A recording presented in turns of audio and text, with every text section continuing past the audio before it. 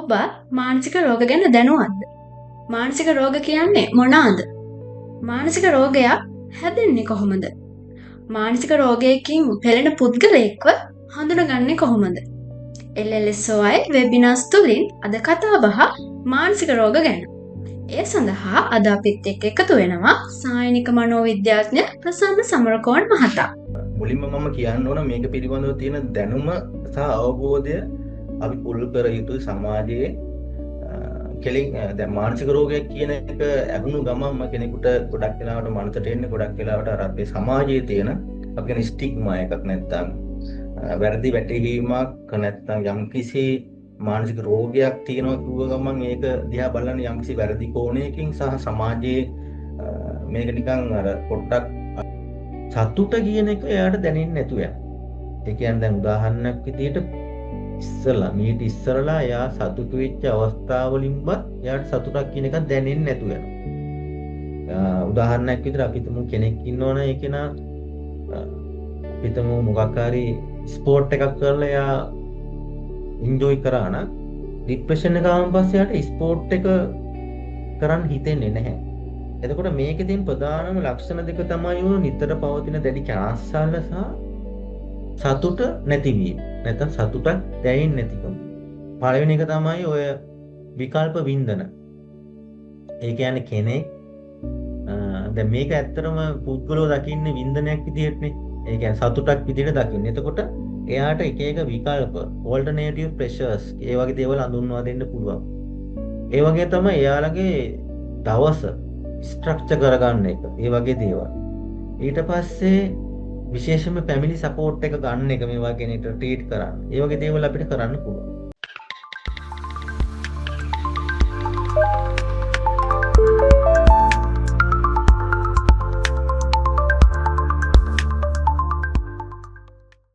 දැනුමින් සපිරි පරපුරක් තිරසාර අනාගතයක් තනන්නට යන ගමනේ තවත් එක් අධ්‍යාපනික පුරාවකට ඔබ සාදරයෙන් පිළිගන්නවා LLSOI වෙබිනාර්ස් වෙත.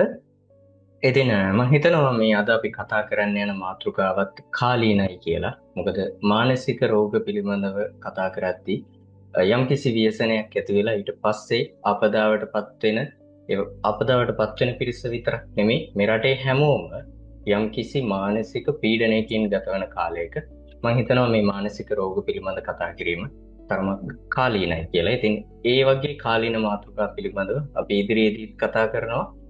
ඒ සම්බන්ධවත් ඔබට සම්බන්ධ විය හැකි ඒ වැඩසටහන් එක. ඉතින් ඒකට ඔබට කරන්න තියෙන්නේ LLSOI campus Facebook පිටුවත් එක්ක එකතු වෙලා ඉන්න. අපි ඉදිරියේදී කරන වැඩසටහන් වලට ඔබට සජීවීව සම්බන්ධ වෙලා වටිනා සහතික පත්‍රයක් ලබා ගැනීමේ හැකියාවක් තියෙනවා. මේ මතක් කිරීමත් එක්ක අපි මේ වැඩසටහනත් එක්ක පොඩ්ඩක් කතා කරන්න. ඉතින් මිනිසා කියන්නේ මනසින් උසස්. ඉතින් එතකොට මේ මනසින් උසස් සත්වයා එතකොට අනිත් සත්තුන්ගෙන් වෙනස් වෙන්න ඒ සත්තුන්ට ඒ හැකියාවන් මේ ස්වභාව ධර්මයේ පවතී. මිනිසාට හම්බෙච්ච හැකියාව තමයි මනස. ඉතින් මේ මනසින් ඒකින්දම තමයි මේ මිනිසා විශේෂයි. ඉතින් මේ මනසින් උසස් මිනිසාගේ මනස රෝගයට ලක් වුණොත් මොකද වෙන්නේ? කොහොමද අපි රෝග අඳුනගන්නේ? ඒ පිළිබඳව අපි කතා කරමු අද වැඩසටහනත් ඇතුලේ. ඉතින් මම හිතනවා මේ සම්බන්ධව කතා කරන්න හොඳම කෙනා අද අපි තෝරගෙන ඉන්නවා කියලා. ශාස්ත්‍රයේ පළපුරුදු ඒ වගේම මේ වන විටත් ශාස්ත්‍රයේ ප්‍රායෝගිකව වැඩ කරන අපි දන්න තරමින් මේ ශාස්ත්‍රයේ අතිවිශාල වැඩ කොටසක් කරමින් ඉන්න දැනුම තියෙන පුද්ගලෙක් අපි තෝරගන්නවා. ඉතින් ගෞරවයෙන් පිළිගන්නවා යුද හමුදා රෝහලේ හිටපු මනෝවිද්‍යාඥ ප්‍රසන්න සමරකෝන් මහතා. ඒ වගේම සුපුරුදු විදිහට අදත් අපිත් එක්ක එකතු වෙනවා LLSOI campus ගරු සභාපතිතුමා ජානුක නිපුන් මහතා. අයිබෝන් සර්.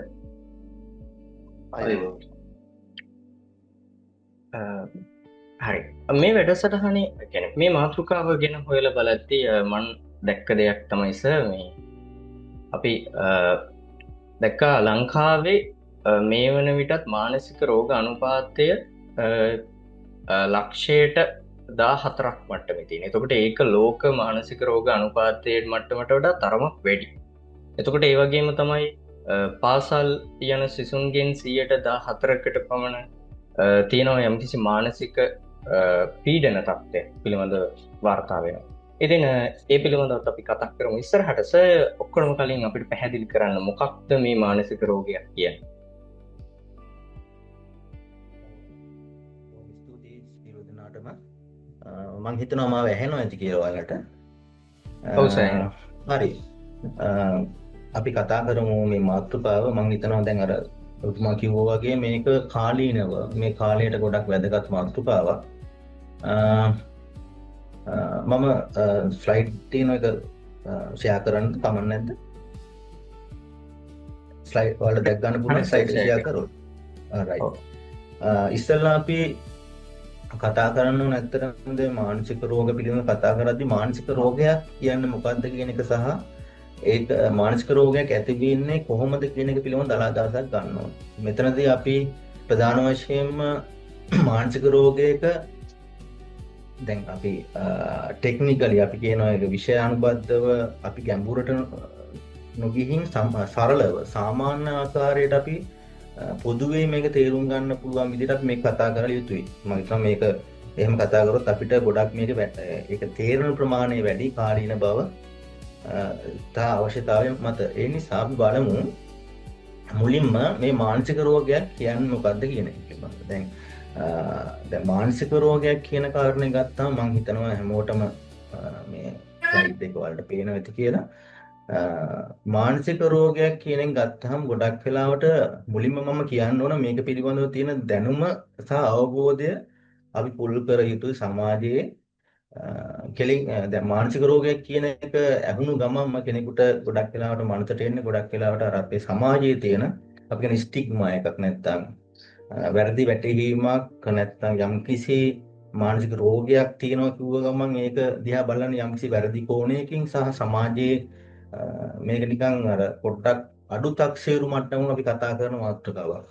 නමුත් මම හිතනවා මේ මානසික රෝගයක් කියන්නේ මොකක්ද කියන එක සහ ඒක ඇති වෙන්නේ කොහොමද කියන එක අඳුරගත්තාම අපිට මේ පිළිබඳව තියෙන අර සමාජයේ මේ තියෙන ස්ටිග්මා එක මේ පිළිබඳව ඇති ඍණාත්මක ආකල්පේ පොඩ්ඩක් අපිට නැති කරගන්න පුළුවන් කියලා. ප්‍රධාන වශයෙන්ම අපි මානසික රෝගයක් කියන එක අඳුරගන්නේ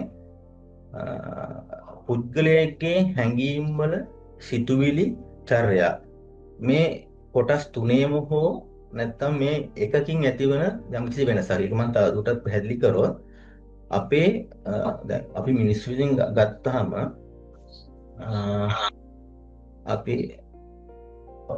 අපි මිනිස්සු විදියට ගත්තාම අපි හැමෝටම තියෙන හැඟීම් පද්ධතිය. දැන් ඔය හැඟීම් පද්ධතිය ගත්තාම ඔය හැඟීම් ප්‍රධාන වශයෙන් අපිට ප්‍රධාන හැඟීම් 8ක් වර්ග කරලා දක්වලා තියෙනවා. දුක, සතුට, ඊට පස්සේ තරහව, බය, පිළිකුල මේ වගේ ප්‍රධාන හැඟීම් 8ක් අපි අඳුරගෙන තියෙනවා මනෝවිද්‍යාවේ. ඒ වගේම තමයි සිතුවිලි. අපි මේකට කියනවා ප්‍රජානනය කියලා. සමහර තැන්වල හඳුන්වනවා කොග්නිෂන් කියලා. සිතුවිලි කියන්නේ අපි සාමාන්‍යයෙන් අපි එදිනෙදා වැඩ කරගෙන යද්දී අපේ සිතට දැනෙන දේවල් සහ ක්ෂණයෙන් ඇති වෙලා ක්ෂණයෙන් නැති වෙලා යන යම්කිසි මානසික තත්ත්වයක් සිතුවිලි. එතකොට චර්යාව කියන සාමාන්‍ය අපි දන්න එක හැසිරීම ඒක තේරෙනවා හැසිරීම කියන එක. එතකොට මේ කොටස් තුනේම හෝ මේ කොටස් තුනෙන් ඇතිවන යම්කිසි වෙනසක්. මම ඒක තවදුරටත් පැහැදිලි කරන්න අපි හිතමු හැඟීමක්. දැන් අපිට දැන් මේ වෙලාවේ ලංකාවේ අපි හිතමු ගොඩක් වෙලාවට පවුල්වල ව්‍යසනකාරී තත්ත්වයන් තියෙනවා. එතකොට ගොඩක් වෙලාවට මිනිස්සුන්ට දුක කියන හැඟීම ගොඩක් වෙලාවට දැනෙනවා. දුක කියන හැඟීම දැනෙන අවස්ථාවකදී පොදුවේ අපි හැමෝටම දුක කියන හැඟීම දැනෙනවා. ඒක සාමාන්‍ය ස්වභාවික සංසිද්ධියක්. නමුත් කෙනෙකුට දුකක් වෙන්න නැත්තම් දුක හිතෙන්න පැහැදිලි හේතුවක් නැතිවත් හේතුවක් නැතුව නිතරම දුක වගේ සිතුවිලි හැමතිස්සෙම එනවනම් මේක අපි කියනවා මේ හැඟීම් වල යම්කිසි වෙනසක්. සතුට කියන ගත්තාම සතුට හිතෙන්නේ මිනිස්සුන්ට යම් හේතු තියෙනවා. එතකොට යම්කිසි කෙනෙක් ඉන්නවා නම් කිසිම හේතුවක් නැතුව අධික සතුටක් දැනෙනවා. අධික විදියට ਉਹ විනෝදයෙන් ඉන්නවා. මේකත් එක්තරා ආකාර හැඟීම් වල වෙනසක්. එතකොට මේ හැඟීම් වල වෙනසක් කියලා අපි අර්ථකථනය කරන්නේ මේ විදිහට. දැන් සිතුවිලි කියන්නේ ඊළඟට අපි සිතුවිලි වල වෙනසක් කියලා ගත්තාම සාමාන්‍යයෙන් අපිට සාමාන්‍ය එදිනෙදා වැඩ කරද්දී දැනෙන සිතුවිලි වලට වඩා ඒ කියන්නේ අසාමාන්‍ය විදිහට අපේ සිතුවිලි වල යම්කිසි වෙනසක් තියෙනවා. උදාහරණයක් විදිහට ඔයාලා අහලා තියෙනවා දැන් ඔය මානසික රෝගේ තියෙන කට්ටියට ගොඩක් වෙලාවට සිතුවිලි එන්න ටිකක් අසාමාන්‍ය සිතුවිලි. දැන් සමහර කට්ටිය ඉන්නවා අපි ඔය ක්ලිනිකල් සායනික අත්දැකීම් එක බලද්දී සමහර කට්ටිය ඉන්නවා මේ එයාලා කියනවා ඇවිල්ලා මේ මම මේ ගහ ලෝක කියන්නේ මේ ලෝකෙ ඉඳන් නෙමෙයි ආවේ මම අඟහරු ලෝකෙ ඉඳන් ආපු කෙනෙක්. මේ වගේ සිතුවිලි දාන්න. එතකොට මේ වගේ සාමාන්‍ය මිනිස්සෙක්ගේ එකපාරටම ඇතිවල සිතුවිලි වෙනසක් අපි මේ සිතුවිලි වල වෙනසක් විදියට අපි අඳුර ගන්නවා. ඒ වගේම තමයි චර්යාව කියන්නේ යම් කිසි හැසිරෙන විදිය. නැත්නම් එදිනෙදා අපි හැසිරෙන ආකාරයේ වෙනසක් සාමාන්‍ය ප්‍රමාණයට වඩා අපි කෙනෙක්ගෙන් දකිනවා නම් එතකොට එතනත් යම්කිසි මානසික වශයෙන් රෝගී පුද්ගලයෙක්ගේ චර්යාව ලක්ෂණයක් වෙන්න පුළුවන්. එතකොට මෙන්න මේ කියන හැඟීම් සහ සිතුවිලි සහ මේ චර්යාව කියන මේ කොටස් තුනේම හෝ මේ එක කොටසක ඇති වෙන වෙනසක් නිසා කෙනෙක්ගේ යම්කිසි පුද්ගලයා යම්කිසි දැඩි චිත්ත පීඩාවකට නැත්නම් චිත්ත වේදනාවකට ලක් වෙනවා නම් සහ ඒ වෙනස නිසා එදින දෛනික ක්‍රියාකාරීත්වයට බලපෑම් ඇති වෙනවා නම් අපි ඒ පුද්ගලයා නැත්තම් ඒ අදාළ පුද්ගලයාට මානසික වශයෙන් රෝගී පුද්ගලයෙක් නැත්තම් මානසික අසනීපයක් නැත්තම් මානසික ලෙඩක් තියෙනවා කියලා අපි හඳුනා ගන්නවා අපේ සායනික ක්‍රියාවලිය තුළ. එතකොට මේක තමයි අපිට පොදුවේ ලෝක සෞඛ්‍ය සංවිධානයට අනුව මානසික රෝගයක් කියන්නේ මොකක්ද කියන එකට දෙන්න පුළුවන් සරලම නිර්වචන. මම හිතනවා ඔයාලට ඒක පැහැදිලි ඇති කියලා. මොකද මේක සමහරවිට මේ විෂය මේ මම කතා කරන විෂය පුරුදු කට්ටිය ඇති සහ අදම අලුතින් සම්බන්ධ වෙන කට්ටිය ඇති. එතකොට මොකක් හරි මෙතන අපහැදිලිතාවයක් තියෙනවා නම් ඔයාලට ප්‍රශ්න අහන්න පුළුවන්. මේක තේරුන්නේ නැහැ කියලා කියන්න පුළුවන්. එතකොට අපිට තවදුරටත් පැහැදිලි කරගන්න පුළුවන්. ඔයාලට මේක අපහැදිලිතාවයක් තියෙනවා. මම හිතනවා ඒක ඔයාලට තේරුන්නේ නැති කියලා. මේක තමයි අපිට දෙන්න පුළුවන් සරලම නිර්වචනය මානසික රෝගයක් කියන්නේ මොකක්ද කියන එක පිළිබඳව. ඊළඟට අපි බලමු විශේෂයෙන්ම මේ මානසික රෝගයක් ඇතිවීමේ යම්කිසි ජීව විද්‍යාත්මක ක්‍රියාවලියක් තියෙනවා. දැන් එතකොට මේ ජීව විද්‍යාත්මක ක්‍රියාවලිය වෙන්නේ අපි දන්නවා අපේ මානසික රෝගයක් ඇතිවන ප්‍රධානම අවයවය තමයි අපේ බ්‍රේන් එක. අපේ මොළය. එතකොට අපේ මොළයේ තියෙනවා මේ ඔයාලට පේනවා මෙන්න මේ දල රූප සටහනක් තියෙනවා මෙතන බලා ගන්න පුළුවන් නම් කාට හරි මේ තියෙන අපේ නියුරෝන සෛලයක්. නියුරෝන සෛලයක් කියන්නේ සාමාන්‍යයෙන් මේ නියුරෝන සෛලයක් පිහිටන්නේ අපේ මොළයේ මේක විශේෂිත වූ සෛලයක්. එතකොට මේ නියුරෝන සෛලයට ඉතාමත් අපි සාමාන්‍යයෙන් හිතන්නේ නැති අපි කියන්නේ මෙමරි එකක් දත්ත ගබඩා කිරීමේ හැකියාවක් තියෙනවා. දැන් සාමාන්‍ය මේක අර්ථකථනය කරනවා සාමාන්‍යයෙන් විද්‍යාඥයෝ මත පළ කරන විදිහට අපි ඔය සාමාන්‍යයෙන් පරිගණකයක දත්ත ගබඩා කරන්න පුළුවන් ප්‍රමාණයක් මේක නියුරෝන සෛලයක දත්ත ගබඩා කිරීමේ හැකියාවක් තියෙනවා කියලා සමහර තැන්වල තියෙනවා. නමුත් මෙන්න මේ වගේ නියුරෝන සෛල මොළයේ අපේ මොළයේ බිලියන 1000කට වඩා සංඛ්‍යාවක් තියෙනවා. එතකොට මේ නියුරෝන සෛල එකිනෙකට යම්කිසි සම්බන්ධ වීමක් වෙලා තියෙන එක ඇත්තටම පෙනෙන සම්බන්ධ නැත්නම් ඇත්තටම සම්බන්ධ වීමක් නෙමෙයි මේක යම්කිසි හිඩසක් තියෙනවා මෙතන. එතකොට මෙන්න මේ තවත් නියුරෝන සෛලයකින් තවත් නියුරෝන සෛලයකට පණිවිඩ ගමන් කරන්නේ අපේ මොළයේ තියෙන විශේෂිත වූ සංයුතියක්. ඒවට අපි කියනවා බයෝකෙමිකල් නැත්නම් නියුරෝ කෙමිකල් නැත්නම් නියුරෝ රසායන. එතකොට මේ නියුරෝ රසායන වල ඇතිවෙන වෙනසක් මත තමයි ඇත්තටම මානසික රෝගයක් ඇතිවීමේ ජීව විද්‍යාත්මක පදනම. මේ කියන්නේ නියුරෝ රසායනයක ඇතිවන අඩු හෝ වැඩි වීමක්. එතකොට දැන් ඔයාලට මේ මම ඊළඟට වීඩියෝ එකක් තියෙන එක බලලා මම හිතනවා අපි මේ වීඩියෝ එක බලලා මේ වීඩියෝ එකේ තියෙන දේ බලලා විස්තර කරගමු. එතකොට මට හිතෙනවා ඒක ඔයාලට තවත් මේක පැහැදිලි වෙයි කියලා. එහෙම කරමු නේද? අපි එහෙම හොඳයි නේද? අපි වීඩියෝ එක පොඩ්ඩක් බලමු. මම ඒක ඇඩ් කරලා තියෙනවා. මේක මෙතන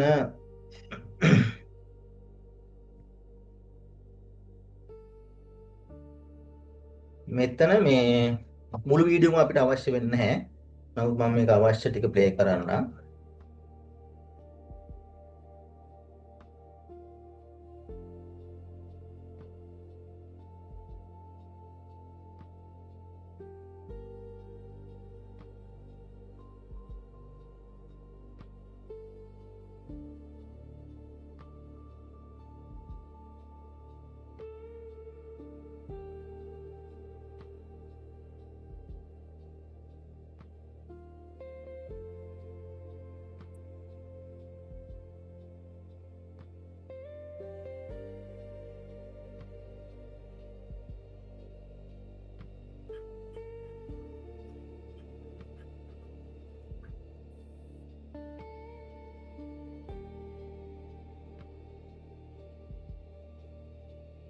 මේ ඇත්තටම ඔයාලට පේන්නේ මෙන්න මෙතන.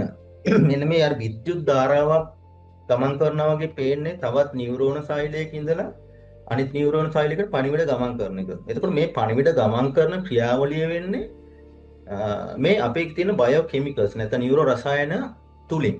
එතකොට ඇත්තට මේක විද්‍යුත් ක්‍රියාවලියක්.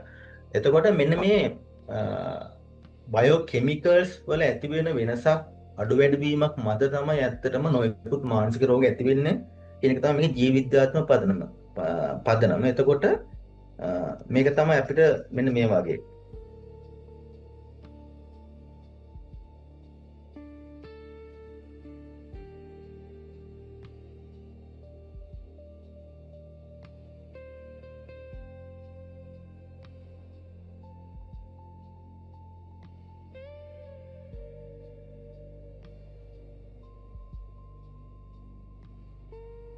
හරි. එතකොට මට ඒ ටික තමයි ඇත්තටම අවශ්‍ය උනේ ඔයාලට පෙන්න ගන්න. දැන් මෙන්න මේ බයෝ කෙමිකල්ස් මේ විදිහට වැඩ කරන එක අපි සාමාන්‍ය සරල භාෂාවෙන් කිව්වොත් බැලන්ස් එකේ වෙන්න ඕන බ්‍රේන් එකේ.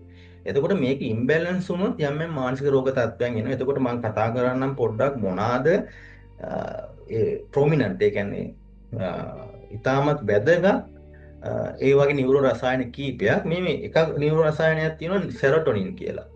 එතකොට මේ සෙරොටොනින් කියන එක අපේ ගොඩක් වෙලාවට අපි අඳුරගන්න මූඩ් රෙගියුලේෂන් කියලා. මූඩ් රෙගියුලේෂන් කියන්නේ ඒ සෙරොටොනින් කියන නියුරෝ රසායනය අපිට උදව් වෙන්නේ අවශ්‍ය වෙන්නේ අපේ මූඩ් එක. නැත්නම් අපේ ඉමෝෂන් නැත්නම් අපේ හැඟීම් යථා තත්ත්වයෙන් පවත්ව ගන්න. එතකොට මේ බ්‍රේන් එකේ මේ කියන සෙරොටොනින් ලෙවල් එක අඩු හෝ වැඩි වීම මත යම් මානසික රෝග ඇති වෙන්න පුළුවන්. උදාහරණයක් විදිහට ඔයාලා අහලා ඇති ඇන්සයිටි ඩිසෝඩර් කියලා. කාන්සාමය රෝග තත්ත්වය. ඒ වගේම තමයි ડિප්‍රෙෂන්. මම කතා කරනවා ඇන්සයිටි ડિප්‍රෙෂන් ගැන ඉස්සරහට. විෂාදය. ඒ වගේ මානසික රෝග ඇතිවීමේ ප්‍රධාන නියුරෝ රසායනය තමයි ඔය සෙරොටොනින් කියන නියුරෝ රසායනය. ඉතින් මේ සෙරොටොනින් අඩු වැඩි වීම මත ඒ වගේ මානසික රෝග තත්ත්වයන් එන්න පුළුවන්. එතකොට ප්‍රධාන වශයෙන් ඔය සයිකියාට්‍රිස්ට් කෙනෙක් ගාවට ගියාම නැත්නම් මානසික විශේෂඥ මානසික රෝග වෛද්‍යවරයෙක් ගාවට ගියාම අපිට දෙනවා ෆාමකොලොජිකල් ට්‍රීට්මන්ට්. ඒ කියන්නේ බෙහෙත් දෙනවා. එතකොට මේ බෙහෙත් වලින් ඇත්තටම කරන්නේ මේ අපිට අපේ මේ නියුරෝ ඉම්බැලන්ස් වෙලා තියෙන නියුරෝ රසායන බැලන්ස් කරන්න උදව් කරන එක සහ විවිධ තෙරපි ක්‍රම වගේ. ඒ වගේම තමයි සෙරොටොනින් ගැන කතා කරේ. ඊළඟට වැදගත් වුණු නියුරෝ රසායනයක් තමයි ඩෝපමින් කියලා. ඔයාලා අහලා ඇති සමහර ඩෝපමින් කියලා. මේ ඩෝපමින් අපිට වැදගත් වෙන්නේ අපේ සතුට. නැත්තම් ඩෝපමින් මත තමයි අපේ කෙනෙක්ගේ සතුට තීරණය වෙන්නේ. ඒ කියන්නේ ඩෝපමින් ප්‍රමාණය ඉහළ යන්න කෙනෙක්ගේ සතුටින් ඉන්න පුද්ගලයාගේ ප්‍රවණතාවය වැඩි. ඒ වගේම තමයි ඩෝපමින් ප්‍රමාණය පහළ යන්න තමයි ඔය දුක හිතන දේවල් ගොඩක් වෙලා දුක හිතෙන්නේ සතුට අඩු වෙන්නේ මේ වගේ දේවල්. එතකොට මේ ඩෝපමින් කියන එක තමයි ගොඩක් වෙලාට වැදගත් වෙන්නේ අපේ මොටිවේෂන්. ඒ කියන්නේ අභිප්‍රේරණය. මේ වගේ දේවල් හඳව ගන්න. දැන් ඔය ගොඩක් වෙලාවට ඩෝපමින් එකේ තවත් ඩෝපමින් කියන රසායනය උදව් වෙනවා. ගොඩක් වෙලාවට ඒක හේතු වෙන ඔය යම් මත්ද්‍රව්‍ය වලට ඇබ්බැහි වීම වලටත්. මොකද ඒ නිසා මේ ඩෝපමින් කියන එක එහා මෙහා වීම මත ඔය ADHD ඔයාලා අහලා ඇති attention deficit hyperactive disorder, ඒ වගේම තමයි bipolar affective disorder, ඒ වගේ ස්කිසොෆ්‍රීනියා වගේ නැත්නම් බින්නෝන්මාදය කියන රෝග වගේ තත්ත්වයන් නැති වෙන්න පුළුවන්. ඒ වගේම තමයි නොඑෆ්‍රෙමින් කියලා තියෙනවා. එතකොට නොඑෆ්‍රෙමින් කියන්නේ අපේ ශරීරයේ අර ඇලර්ට්නස් එක මේන්ටේන් කරන නියුරෝ රසායන. ගොඩක් වෙලාවට අපිට හදිස්සියක් වුණාම නැත්නම් අපිට යම් කිසි තත්වයකදී ක්ෂණික ක්‍රියා කරන්න හැකියාව ලැබෙන්නේ මෙන්න මේ කියන නොඑෆ්රිමින් කියන නියුරෝ රසායන ක්‍රියාවලියේ හින්දා. ඒ වගේම තමයි ඔක්සිටොසින් කියලා තියෙනවා. ඒකෙන් අර ඔක්සිටොසින් විශේෂයෙන්ම අපිට අවශ්‍ය වෙන්නේ අපේ ඔය කියන්නේ ඉන්ටිමසි. ඒ කියන්නේ බොන්ඩ් වල කියන්නේ තවත් කෙනෙක් එක්ක සම්බන්ධ වීමේදී ආදරය, කරුණාව මේ වගේ දේවල් වලට වැදගත් වෙන නියුරෝ රසායනය තමයි ඔක්සිටොසින් කියන්නේ කියලා. ඒ වගේම තමයි ඔයාලා තියෙනවා ගැබා කියලා තව නියුරෝ රසායන වර්ගයක් තියෙන ගොඩක් වෙලාවට ඇඩික්ෂන් වලදී. ඔය විශේෂයෙන්ම ඔය මත්ද්‍රව්‍යයට වගේ දේවල් වල ඇඩික්ෂන් වලදී ගොඩක් වෙලාවට මේක වැඩ කරනවා මේ ගැබා කියන නියුරෝ රසායන. ඉතින් මේ නියුරෝ රසායන පිළිබඳ යම් දල අවබෝධයක් මම ඔයාලට දුන්නේ. එතකොට මේ නියුරෝ රසායන වල ඇති වෙල වෙනසක් නිසා ඉස්සෙල්ලා කතා කරා වගේ මේ එක එක මානසික රෝග ඇති වෙනවා. ඉතින් අපිට ජීව විද්‍යාත්මකව අපිට මානසික රෝගයක් ඇති වෙන්නේ මෙන්න මේ කියන මොලේ තියෙන නියුරෝ රසායන වල යම් යම් තියෙන වෙනස් වීමක් මත. එතකොට මම හිතනවා ඔයාලට පැහැදිලි ඇති කියලා. right. ඊළඟට අපි බලමු තව පොඩි වැදගත් කාරණයක් තියෙනවා මේ මානසික රෝග ඇති වෙන්නේ පුළුවන් කොහොමද දැන්. දැන් මේ කාරණේ වලට දැනගත්තත් ඔයාලට තේරෙයි මේකත් අර සමාජයේ මේ පිළිබඳව තියෙන ස්ටිග්මා එක. නැත්තම් මානසික රෝගයක් කියපු ගමන් හරිද කෙනෙක්ට සමාජය අපි කතා කරන්නේ ඒ මනුස්සයාට පිස්සු. ඒකනේ සමාජයේ තියෙන කියන්නේ මතේ. එතකොට ගොඩාක් වෙලාවට මේ මිනිස්සු එහෙම කතා කරන්නේ මේ වගේ රෝගීන්ට මේ පිළිබඳව ඇති දැනුම අඩු නිසා.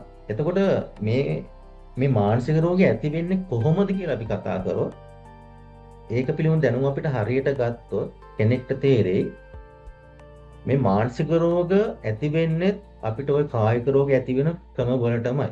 දැන් අපි දන්නවා ඔය diabetics, cholesterol, blood pressure, cancer කියලා මිනිස්සු කතා කරනවා. හැබැයි මේවා මිනිස්සු ටික කතා කරන්නේ ලැජ්ජාශීලී භාවයකින් තොරව. හැබැයි ડિප්‍රෙෂන් මොකක් හරි මානසික රෝගයක් තියෙනවා කියන්නේ මිනිස්සු කියන්න අකමැති. හැබැයි ඔයාලා දන්නවද මේ ඕනම මානසික රෝගයක් ඇති වෙන්න හේතු අර කායික රෝග ඇති වෙන හේතුවා සමානම හේතු තමයි බලපාන්නේ. දැන් අපි බලමු මොනවද මේ හේතු කියලා.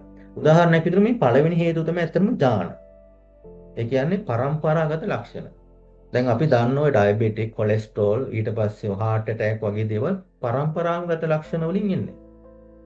ඒ වගේ තමයි මේ මානසික රෝග. මානසික රෝගත් එන්නේ ගොඩාක් මානසික රෝග.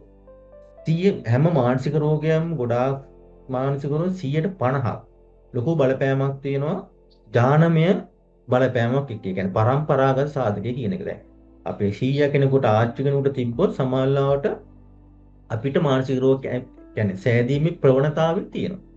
එතකොට මේ ඥාන කියන සාධකේ ඇත්තටම ප්‍රධාන සාධකයක් මානසික රෝග ඇති වෙනවා. එතකොට කාටවත් කියන්න බෑ නෑ අපිට මානසික රෝග එන්නේ නැහැ. අපිට මානසික රෝග එන්න විදියක් නැහැ කියලා. එහෙම නැහැ. මානසික රෝග කියන එක අපි හිතමුකෝ දැන් 100ට මානසික රෝගයක් තිබ්බනම් වලක් කාගේ හරි අවුරුදු 40න් 50න් එහාට ඒක මතුවලා තියෙනවා නම් ඔයාලට 150ක පොසිබිලිටි එකක් තියෙනවා, හැකියාවක් තියෙනවා මේ මානසික රෝගයේ වයස එනකොටම එන්න. ඒකයි මේකේ තියෙන ස්වභාවය. මේක ඥානමය හේතුවක් පළවෙනි කාරණය. දෙවෙනි කාරණය තමයි අපි ජීවත් වෙන සමාජයේ අපිට දැක්වෙන අපිට දැනෙන එක එක පීඩාකාරී අත්දැකීම්. ඔය සල්ලි ප්‍රශ්න, එතකොට මේ කාලේ තියෙන ඩිසාස්ටර් එක, හරි ඔය නායයන් ධම්මතුර ඒ වගේ දේවල් හේතු වෙන්න පුළුවන්. අපි ඒක කතා කරමු. ඊළඟ ප්‍රධානම එකක් තමයි මේ මත්ද්‍රව්‍ය කියන එක. මොකද අද ලෝකේ හොයාගෙන තියෙන මම මේක ගැන චුට්ටක් ඉස්සරහට වැඩියෙන් කතා කරනවා. ඔය විවිධ මත්ද්‍රව්‍ය නිසා මානසික රෝග හැදීමේ ප්‍රවණතාවය ඉතාමත් වැඩි. විශේෂයෙන්ම කාට හරි කියන්න පුළුවන් නම් මෙතන ඉන්න මේ මත්ද්‍රව්‍ය වලින් වැඩියෙන්ම හේතු වෙන්නේ මොන මත්ද්‍රව්‍යද මානසික රෝගයක් ඇති වෙන්න කියලා කාට හරි කියන්න පුළුවන්. කමන්නේ නැහැ නේද අපි ප්‍රශ්නයක් අහුවට. එහෙම අපි කතා කරමු නේද? කාට හරි අදහසක් තියෙනවද?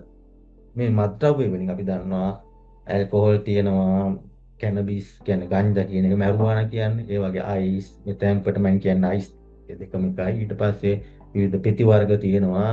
එක එක මත්ද්‍රව්‍ය තියෙනවා. කාට හරි කියන්න පුළුවන්ද මේ මේ මත්ද්‍රව්‍ය වලින් මානසික රෝගයක් ඇතිවීමේ ප්‍රබල අවදානමක් තියෙන මොන මත්ද්‍රව්‍යද?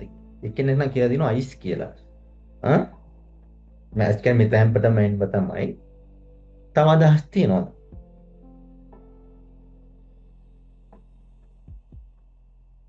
සර් මමත් කියන්නේ මේ මම දැන් පහුගිය ටිකේ අයිස් ගැන විස්තර පෙන්වුවා රූපවාහිනියේ. පෙන්නකොට දැන් ඒ මේ අයිස් කියන ඩ්‍රග් එක ගන්නකොට අර මේ සතුට ඩොපමින් කියන එක ඊටාම ඉහළ ගිහිල්ලා ඒක මේ ආපහු මේ පහළ යනකොට දුක දැනෙනකොට ආයෙ අයිස් ගන්නවා අන්න ඒ වගේ තත්ත්වයක් ඇති වෙලා ඒක මානසික රෝගයක් බවට පත් වෙනවා කියන එක තමයි මමත් අහලා තියෙන්නේ. තව අදහස් තියෙනවද? හෙරෝයින් කියලා එක්කෙනෙක් කියලා තියෙනවා. සර් මටත් හිතන අදහසක් එකතු කරන්න. ඔව්. මට හිතෙන විදිහට මත්ද්‍රව්‍ය කොයි මත්ද්‍රව්‍ය වුණත් කොයි දේ වුණත් ඕනවට වැඩිය ගත්තොත් ගන්නව නම් එතන මානසික රෝගයක් ඇතිවීමේ ප්‍රවණතාවයක් ඇති වෙනවා. ඒක සුළු ප්‍රමාණද වැඩි කොහොම මොකක්ද කියන එක නෙමෙයි ඕනම දෙයක්. සමහර වෙලාවට ෆෝන් එක අපි ගත්තොත් ඒකත් ඕනවට වැඩිය ගත්තොත් ඒකත් මානසික ලෙඩක්. ඒ හින්දා මේ මත්ද්‍රව්‍ය ડોක්ටර් මේ සර් කියන ඕනම මත්ද්‍රව්‍යයක් මොන නමින් කිව්වත් කෝක ගත්තත් මානසික රෝගයක් හැදීමේ ප්‍රවණතාවයක් තියෙනවා. බොහොම ස්තුතියි අදහස් වලට. ඇත්තටම ඔයා කියන එක හරි. මේ කුමන මත්ද්‍රව්‍ය ගත්තම මානසික රෝගයක් සෑදීමේ අවදානමක් තියෙනවා. නමුත් ප්‍රධාන වශයෙන්ම මේ ගංජා නැත්නම් කැනබිස් කියන මත්ද්‍රව්‍ය තමයි වැඩි අවදානමක් තියෙන්නේ මානසික රෝගයක් ඇතිවීම පරීක්ෂණ වලින්. එතකොට 95ක කියන්නේ පොසිබිලිටි එකක් තියෙනවා ගංජා පාවිච්චි කරන කෙනා මානසික රෝගයක් ඇතිවීම. එතකොට අයිස්, ඇල්කොහොල් ඒවත් ඔයාලා කියන උත්තර හරි. නමුත් ඒවා අර ප්‍රවණතාවය අපි පොසිබිලිටි එක ගත්තාම ගොඩක් අඩුයි. කියන්නේ වැඩි ප්‍රවණතාවයක් නමුත් වැඩිම ප්‍රවණතාවයක් තියෙන ගංජාවල. අයිස් ඇල්කොහොල් ඔය කියන හැම මත්ද්‍රව්‍යකම හේතු වෙන මානසික රෝග ඇතිවීමේදී. නමුත් කැනබිස් තමයි ප්‍රධානම මානසික රෝග ඇතිවීමේ ප්‍රධානම මත්ද්‍රව්‍ය. කියන්නේ ගංජා, මැරුවානා කියන්නේ. එතකොට මේක මේ කාරණේ අපි කතා කරේ. ඊළඟට ඔය ළමාබියේ අපි අත්දකින ඔය පීඩාකාරී අත්දැකීම් අපි ඒවට කියන childhood atrocities කියලා. ඒකම childhood atrocities වලට කෙනෙක් නිරන්තරයෙන්ම මූණ දෙනවා නම් මූණ දුන්නා නම් පොඩි කාලේ ඒක මානසික රෝගයක් ඇතිවීමේ හේතුවක් වෙන්න පුළුවන්. උදාහරණයක් විදිහට poverty කියන එක. दारिद्रතාවය, ඊට පස්සේ negligence, ඒ කියන්නේ යාව negligence කියන්නේ දෙමව්පියෝ විසින් යාලව මගහැරන එක. ඊට පස්සේ sexual abuse, physical abuse ඒවා ඔක්කොම හේතු වෙනවා විශේෂයෙන්ම ඔහු පුද්ගලයෙක් වැඩිහිටියෙක් බවට පරිවර්තනය වීමේදී මානසික අර ළමාවියේ යා මූණ දීපු ඒ childhood atrocities හේතු වෙනවා මානසික රෝගයක් ඇතිවීමට. දැන් ඔය විශේෂයෙන්ම ඔයාලට personality disorders කියලා නැත්නම් පෞරුෂ අක්‍රමිකතා කියලා. පෞරුෂ අක්‍රමිකතා ඇතිවීම ප්‍රධානම හේතුව තමයි ළමාවියේ කෙනෙක් අත්දකින ඒ පීඩාකාරී අත්දැකීම. ඊළඟට මෙතන තමයි ඊළඟ වැදගත් පොයින්ට් එක අවසාන එක. අපේ මොළයට වෙන හානිය. දැන් උදාහරණයක් විදිහට අපි මේවට කියන ඕගනික් බ්‍රේන් ඩිසීස් කියලා. ඒ කියන්නේ මොළයට තුවාල වීම හරහා ඇතිවෙන මානසික රෝගී. දැන් උදාහරණයක් විදිහට කෙනෙක් වාහනයක යද්දි හැප්පිලා එයාගේ මොළයේ කියන්නේ ඔළුව වැදිලා තුවාල වීමක් වෙනවා නම් මොළයට ඔහුට එයාට මානසික රෝගයක් ඇතිවීමේ ප්‍රවණතාවය 99.9%ක්ම තියෙනවා. එතකොට දැන් ඔය මේ බ්‍රේන් ඩිසීස් කියන්නේ ඕගනික් බ්‍රේන් ඩිසීස් අනිවාර්යෙන් මොළයට තුවාලයක් වුණොත් මානසික රෝගයක් එන්න ප්‍රවණතාවයක් තියෙනවා. එතකොට ගොඩක් වෙලාවට ඔයාලා අහලා ඇති තව ඔය නියුරෝ ඩීජෙනරේටිව් ඩිසෝඩර්ස් කියලා එකක් තියෙනවා වයසට යද්දී ඩිමෙන්ෂියා කියන තත්ත්වයන්. ඒක පාකින්සන් ඩිසීස් වගේ තත්ත්වයන් ඇතිවීමේ ප්‍රවණතාවයක් වෙන්නේ මේ මොළයේ තියෙන සෛල නැවත අපි ඒවට කියන නැවත හටගන්න නැති වුනහමත් එන තත්ත්වයක්. එතකොට මේ මෙන්න මේ හේතු තමයි ඇත්තටම මානසික රෝගයක් ඇතිවීමේ ප්‍රධානම හේතු වෙන්නේ. එතකොට කාටවත් කියන්න බෑ මට නැත්තම් අපිට මානසික රෝගයක් ඇති වෙන්නේ නැහැ කියලා කවදා. එතකොට මෙන්න මේ හේතු අපි නොදැන කියන්නේ අපි සමාජලාට අපි කියන්නේ අපි 100% සමාජයට දන්නේ නැහැනේ. විශේෂයෙන් අපි දාන වගේ දේවල්. එතකොට මේ මත අපිට කියන්න පුළුවන් ඕනම කෙනෙකුට ඕනම වෙලාවක මානසික රෝගයක් ඇතිවීමේ සම්භාවිතාවක් තියෙනවා. එතකොට මානසික රෝග කියන්නේ ඇත්තටම අද ලෝකයේ පවතින සමාජයේ පවතින සාමාන්‍ය ඉඩවලින් තවත් එක රෝග කාණ්ඩයක් විතරයි. ඉතින් ඔයාලට මම මෙතනදී දලාදාසක් දුන්නේ මොකද්ද මේ මානසික රෝගයක් කියන්නේ කියන එක සහ මේ මානසික රෝගය ඇති වෙන්නේ කොහොමද කියන එක පිළිබඳව. ඔව් සර්, මේ මානසික රෝගයක් කියන්නේ මොකක්ද සහ ඒක ඇති වෙන්නේ කොහොමද කියන එක සම්බන්ධව මම හිතනවා පැහැදිලියි දැන්. හැබැයි කියන්නේ අපි දකිනවානේ දැන් අපිට ලෙඩක් හැදුනොත් අපි දකිනවා මේ භෞතිකව අපිට ලෙඩක් හැදුනොත් අපේ ශරීරයේ ලෙඩක් හැදුනොත් අපි දකිනවා අපිට ඒක අඳුනගන්න අපි කියනවාට සිම්ප්ටම්ස් කියලා. විවිධ සිම්ප්ටම්ස් තියෙනවා. එහෙම නැත්නම් අපි චෙක් කරලා අඳුන ගන්නවා. ડોක්ටර් කෙනෙක් ගාවට ගියාට පස්සේ අඳුන ගන්නවා. ඒ වගේ මානසික රෝගයක් අඳුන ගන්න මොනවද තියෙන සිම්ප්ටම්ස්? අපි කොහොමද මානසික රෝගයක් තියෙනවා කෙනෙක්ට කියලා අඳුනගන්නේ? ඔව් ඇත්තටම මේ වැදගත් ප්‍රශ්නයක්. දැන් අපි මම ඊළඟට කතා කරන්න යන්නේ ඒ කොටස තමයි. දැන් මේ මානසික රෝගයක් අඳුරවා ගන්න එක තමයි ඊළඟ තියෙන ගැටලුව. දැන් අපිට කායික රෝගයක් ආපුවම අපිට ස්කෑන් එකක් කරලා හරි බ්ලඩ් රිපෝට් එකක් කරන් හරි අපිට අඳුර ගන්න එක ලේසියිනේ. නමුත් මානසික රෝගයක් අපිට අඳුනා ගන්න එකට විශේෂිත ක්‍රම තියෙනවා. ඇත්තටම අපි ගාව ඒ කියන්නේ ප්‍රධාන වශයෙන්ම ස්ක්‍රීනින් කරන එක. දැන් ස්ක්‍රීනින් එකේදී ප්‍රධාන වශයෙන් ඒ සිස්ටම් එක තුල අපේ පද්ධතිය තුල විශේෂයෙන්ම ඒ හැකියාව අපි ගොඩක් වෙලාවට ක්ලිනිකල් සයිකොලොජිස්ට් කෙනෙක් නැත්නම් සයිකියාට්‍රිස්ට් කෙනෙක් හරහා වෙන දෙයක් සහ මේක ස්ක්‍රීනින් කරන නැත්නම් ඉන්ටර්විව් හරහා අපිට අඳුර ගන්න පුළුවන් සහ කොලැටරල් හිස්ටරි ඒ වගේම තමයි අපේ ගාව තියෙනවා ස්ක්‍රීනින් ටූල්. එතකොට ස්ක්‍රීනින් ටූල්ස් හරහා මේ මානසික රෝගයක් අපිට අඳුර ගන්න පුළුවන්. එතකොට කෙනෙක්ගේ විශේෂයෙන් මම අර පැහැදිලි කරලා කිව්වා මුලින්ම අපි මේක අඳුරගත්තී සිතුවිලි හැඟීම් සහ චර්යාව ඇති වෙන වෙනස. එතකොට ප්‍රධාන වශයෙන් මේ සිතුවිලි හැඟීම් සහ චර්යාව ඇති වෙන වෙනස්කම් වලින් තමයි අපි මානසික රෝගයක ලක්ෂණ අඳුරගන්නේ. නැත්නම් අපි කියනවා සිම්ප්ටම්ස් කියලා. ප්‍රධාන වශයෙන්ම මේ මානසික රෝගයකදී උග්‍ර ලක්ෂණ කියලා තියෙනවා සහ සාමාන්‍ය පොදු ලක්ෂණ කියලා තියෙනවා. මේක පොදුවේ අපි කතා කරන්නේ. මේ කියන්නේ මම මේ කතා කරන්නේ එක එක මානසික රෝගයකට අවශ්‍ය කරන ලක්ෂණ නෙමෙයි.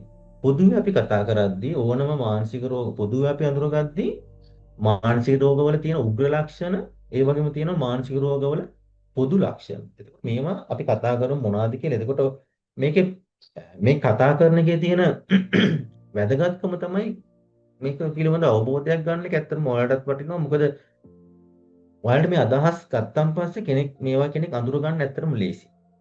උග්‍ර ලක්ෂණ මොනවද කියලා බැලුවොත් අසාමාන්‍ය විශ්වාස ඇතිවීම. ඒ කියන්නේ දැන් ඔය සිතුවිලි වල තියෙන වෙනස. දැන් ඔය මේවට අපි කියනවා ඇත්තටම ඩිලූෂන්ස් කියලා. ඔයාලා අහලා ඇති නැත්නම් සිංහලෙන් අපි කියනවා මායා රෝග කියලා. එතකොට ඩිලූෂන්ස්. එතකොට මේ ඩිලූෂන්ස් කියන්නේ අසාමාන්‍ය විශ්වාස පද්ධතියක් තමයි මේක ඇති වෙන්නේ. දැන් මේ අසාමාන්‍ය විශ්වාස විවිධ කැටගරි තියෙන ඔය එකක් තමයි persecuted delusion කියලා එකක් තියෙනවා. මේකේ සිංහල ටර්ම් එක ඇත්තටම අපිට ටිකක් වර්ණ ගන්න අමාරු. නැත්නම් persecuted delusion කියලා තමයි කියන්නේ. persecuted delusion කියන්නේ දැන් එයාට විශ්වාසය ඇති වෙනවා එයාට විරුද්ධව කවුරු හරි කුමන්ත්‍රණය කරනවා. එයාට කෑමයකට වහා දාලා දෙයි. හරි?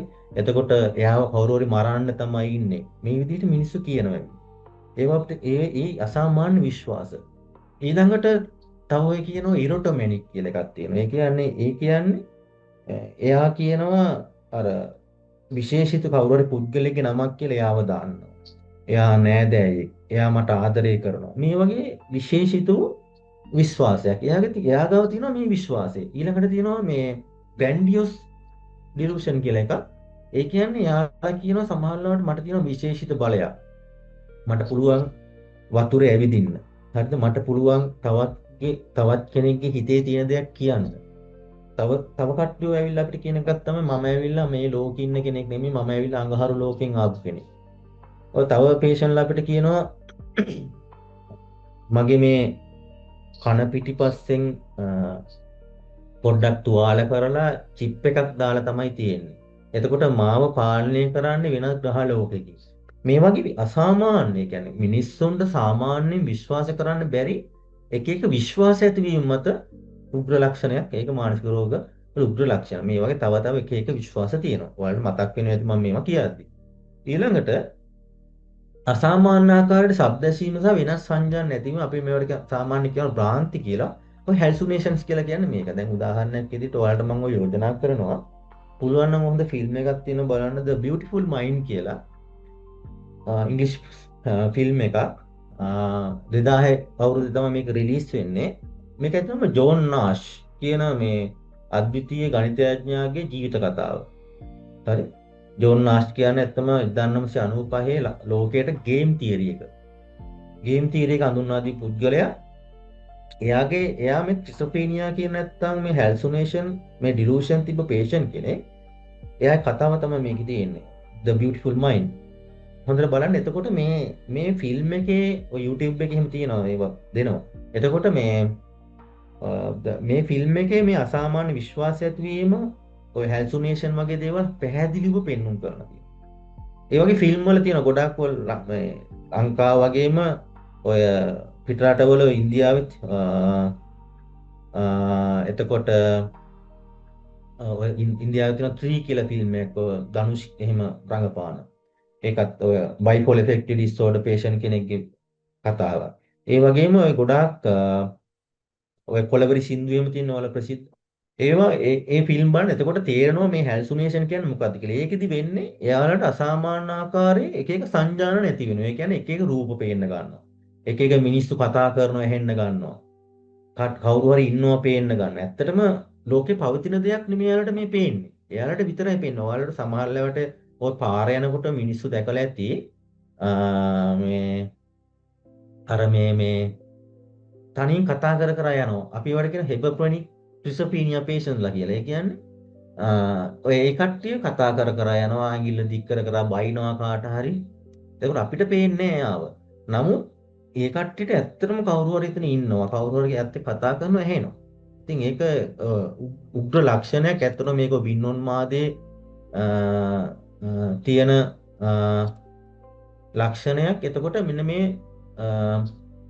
මේවා තමයි අපි කියන්නේ උග්‍ර ලක්ෂණ කියලා ළමයි. එතකොට මේ උග්‍ර ලක්ෂණාවත් ඇත්තටම තියෙන ප්‍රශ්නේ තමයි ටිකක් මේව ඇත්තට මෙන්න ඥානමය ප්‍රධාන වශයෙන්ම මේවට තුන ඥානමය හේතුවක්. ඒ කියන්නේ ඥාන අනිවාර්යෙන් මේවට සම්බන්ධයි. එතකොට ඥානමය પરම්පරාගත ලක්ෂණයක් මත එන්නේ. ඒ වගේ මම අර කියපු බ්‍රේන් ඕගනික් කන්ඩිෂන් එකක්. ඒ කියන්නේ බ්‍රේන් එකට හානියක් වීම මතත් එන්න පුළුවන්. ඒ වගේම තමයි අර මම කියපු කැනබිස්, අයිස් වගේ මත්ද්‍රව්‍ය භාවිත කිරීම හරහා මේ වගේ තත්ත්වයන් එනවා. එතකොට මේක ඇවිල්ලා මෙහෙම ආවොත් මේ වගේ තත්ත්වයක් ආවොත් ඉතාමත් අමාරුයි හොඳ කරන්න. ඒක අපි කියන්නේ උග්‍ර ලක්ෂණ කියලා. සහ එයාගේ ජීවිතේ සම්පූර්ණයෙන්ම අර රියැලිටි එකෙන් වෙනස්. ඒ කියන්නේ යථාර්ථයෙන් එයා ජීවත් වෙන්නේ. එයා ජීවත් වෙන්නේ නිකන් එයාගේ ලෝකයක සාමාන්‍ය ලෝකෙකින් මෙයා ජීවත්. සමහරවිට ඔයාලා දැකලා ඇති. ඔය ඇඳුම් නැතුව සමහර වෙලාවට ඔය NIMH එක වගේ තැනකට වලට ගියොත් ඒ කියන්නේ අංගොඩ විද්‍යායතන වගේ තැනකට ගියොත් ඒ කට්ටිය හිර කරලා සෙල් එක දාලා වගේ තමයි තියන්නේ. මොකද ඒ හරි ඇග්‍රෙසිව් මේ කට්ටිය. නැත්තම් හානි කරයි. ඉතින් මේ උග්‍ර ලක්ෂණ ඇතිවීමේ ප්‍රවණතාවයක් තියෙනවා. මේක තමයි උග්‍ර ලක්ෂණ වල ප්‍රධාන ලක්ෂණ. ඊට පස්සේ අපි කියොත් පොදු ලක්ෂණ සාමාන්‍ය.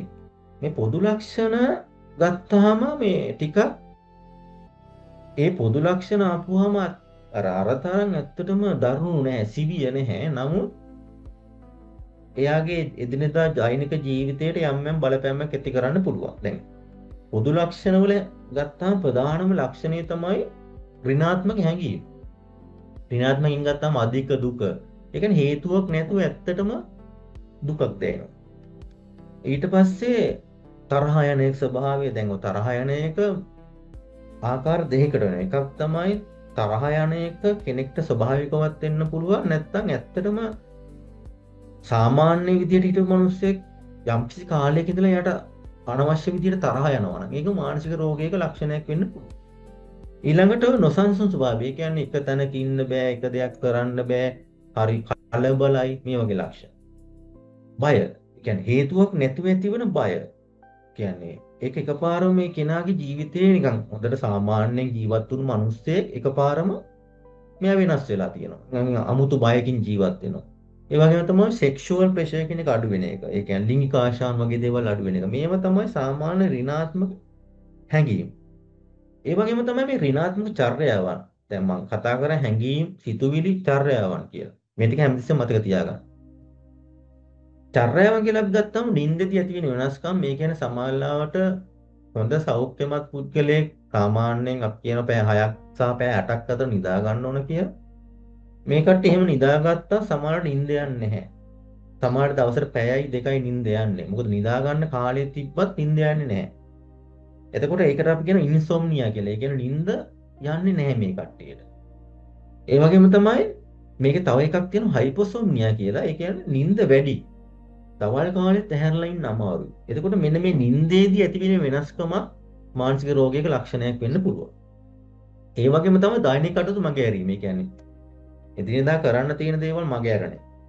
ඉතින් මේ අමතක වීම, අත්පසු වීම, සමාජයෙන් හුදකලා වීම, තනියෙන් ඉන්න කැමැති මේ වගේ දේවල්. තා මේ වගේ මත්පැන් මත්ද්‍රව්‍යයට යොමු වීම සහ ඒවා යොමු වෙලා ඉන්නවනේ ඒවා කියන එක ඒවට වැඩි. හැබැයි මේ ලක්ෂණ අපිට මෙහෙම තිබ්බා කියලා දවස් දෙකක් තිබ්බා කියලා මානසික රෝගයක් ඇති වෙනවා කියලා අපිට නිගමනය කරන්න අමාරුයි. ඒකට ඇත්තටම මේ කාරණේ මතකුණා මේ සුයිසයිඩ්. දැන් ඔය ජීවිත නැති කරගන්න පෙළඹෙන එක දැන් ඔය. කෙනෙක් තමන්ගේ ජීවිතය ඉවර කරගන්නවා කියන්නේ ඒ කියන්නේ සුයිසයිඩ් කරගන්නවා කියන්නේ ජීවිත හානි කරගන්නවා කියන්නේ ඒකත් මානසික රෝගයක ලක්ෂණ. එතකොට මේ ලක්ෂණ කීපයක් අපි සාමාන්‍යයෙන් කියන්නේ 3කට 3ක් හෝ 4කට වඩා වැඩි සංඛ්‍යාවක්.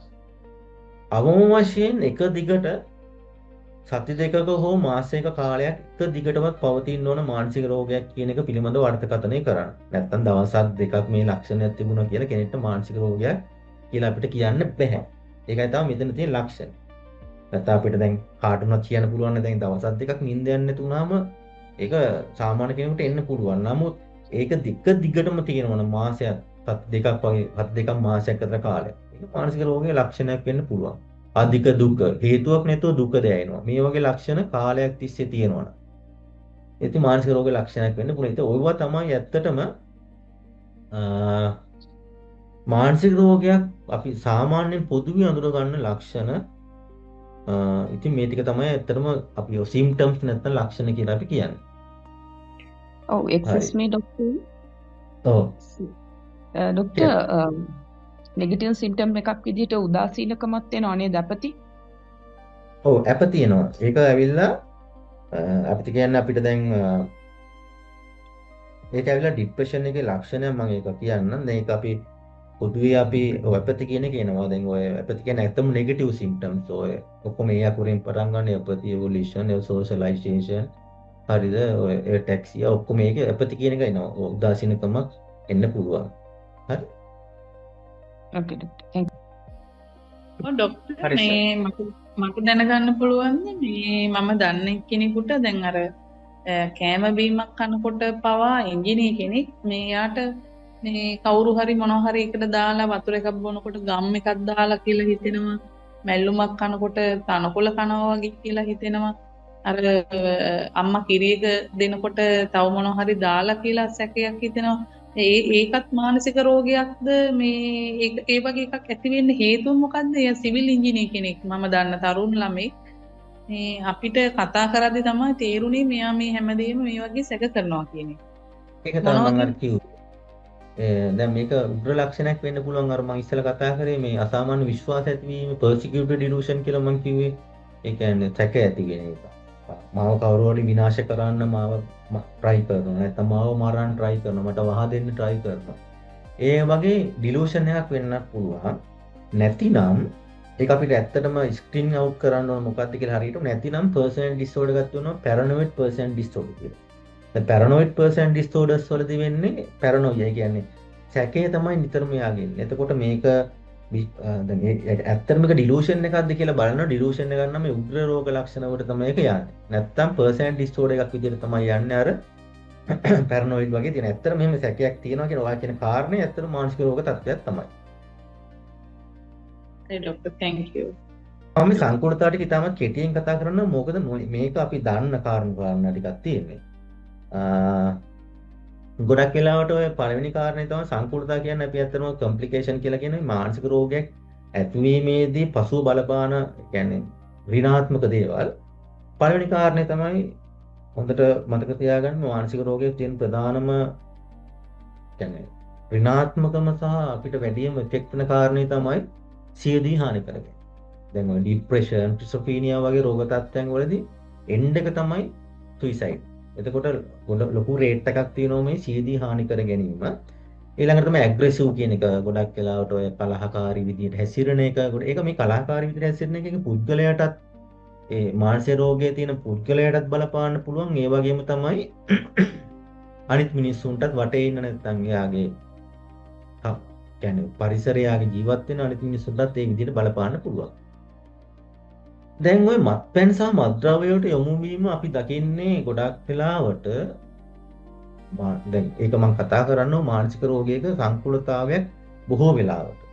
ඊළඟට අනාරක්ෂිත ලිංගික කටයුතු නිරත වීම විශේෂයෙන්ම කායික සංකූල. දැන් අපි හිතනවානේ දැන් ඔය සමහර කායික ලෙඩ තියෙනවා දියවැඩියාව, අධික රුධිර පීඩනය, බ්ලඩ් ප්‍රෙෂර්, ඊට පස්සේ ඩයබටික්, කොලෙස්ටරෝල් මේවට ගොඩක් වෙලාවට අපි ගොඩාක් වෙලාවට හිතන්නේ හේතු මේ අපි ගන්න ආහාර රටාව, අපි එක්සර්සයිස් කරන්නේ නැති එක ඒවත් හේතු තමයි. නමුත් ප්‍රධාන වශයෙන්ම එක හේතුවක් තමයි ස්ට්‍රෙස් එක. ඒ කියන්නේ මානසික වශයෙන් අපි ලොකු පීඩනකාරී තත්ත්වයක ඉන්නවා නම් නැත්නම් අපිට මානසික රෝග වලට අපේ මානසික රෝග තියෙනවා ඒවත් හේතු වෙන්න පුළුවන් මේ වගේ කායික රෝග තත්ත්වයන් වලට. ඒ වගේම තමයි ඔය පෞල් සංස්ථාව තුළ ඇති වෙන ගැටලු, ජෙන්ඩර් බේස් වයලන්ස්, ඒ කියන්නේ ගෘහස්ත හිංසනය වගේ දේවල්. ඉතින් රැකියාව ආශ්‍රිත ගැටලු, සේවය හැර යාම, රැකියාව තුළ ප්‍රචණ්ඩකාරී ලෙස හැසිරීම මේ වගේ ඒවා සංකූලතාව විදිහට අපිට ගන්න පුළුවන්. ඇත්තට මේක තව ඔයාලට අවශ්‍ය නම් ඇඩ් කරගන්න පුළුවන්. මම මේ ප්‍රධාන වශයෙන් අපි රිසර්ච් වලින් සහ පොත් වලින් අපි හොයාගෙන තියෙන දේවල් සහ අත්දැකීම් වලින්. ඒ කියන්නේ මේ ශාස්ත්‍රය අපි දකින දේවල් වලින් මේ දාපු කරුණු කීපයක් තව ඇත්තට මේකට අපිට ඇඩ් කරගන්න අවශ්‍ය පුළුවන්. ඇත්තට තව කරුණු කාරණා තියෙනවා. ඉතින් ওই ටික තමයි ඇත්තටම සංකූලතා. මොකද මේවා එකින් එක අපිට විස්තර කරගන්න අවශ්‍ය වෙන්නේ නැහැ. මේවා සාමාන්‍යයෙන් අපි සමාජයේ අපිට දකින්න තියෙන කාරණා මේවා ගැන අපි හැමෝම දැනුවා. එතකොට සර් ඔව් දැන් අපිට අවබෝධයක් තියෙනවා දැන් මොනවද මේ මානසික රෝගයක් කොහොමද අඳුනගන්නේ කියලා.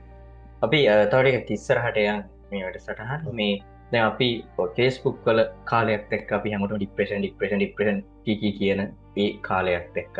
එතකොට දැන් මේ ඇති වෙලා තියෙන ව්‍යසන තත්ත්වෙන් පසුවත් අපි හිතනවා කියන්නේ මම හිතනවා ඒ සම්බන්ධව විවිධ වැඩපිළිවෙලුත් යනවා මේ මානසික රෝග ඇතිවීම වළක්වා ගැනීම සම්බන්ධව. එතකොට සර් මොනවද මේ බහුලව අපිට දකින්න තියෙන මානසික රෝග සමාජයේ ලංකාව තුල අද සමාජයේ දකින්න තියෙන මොනවද?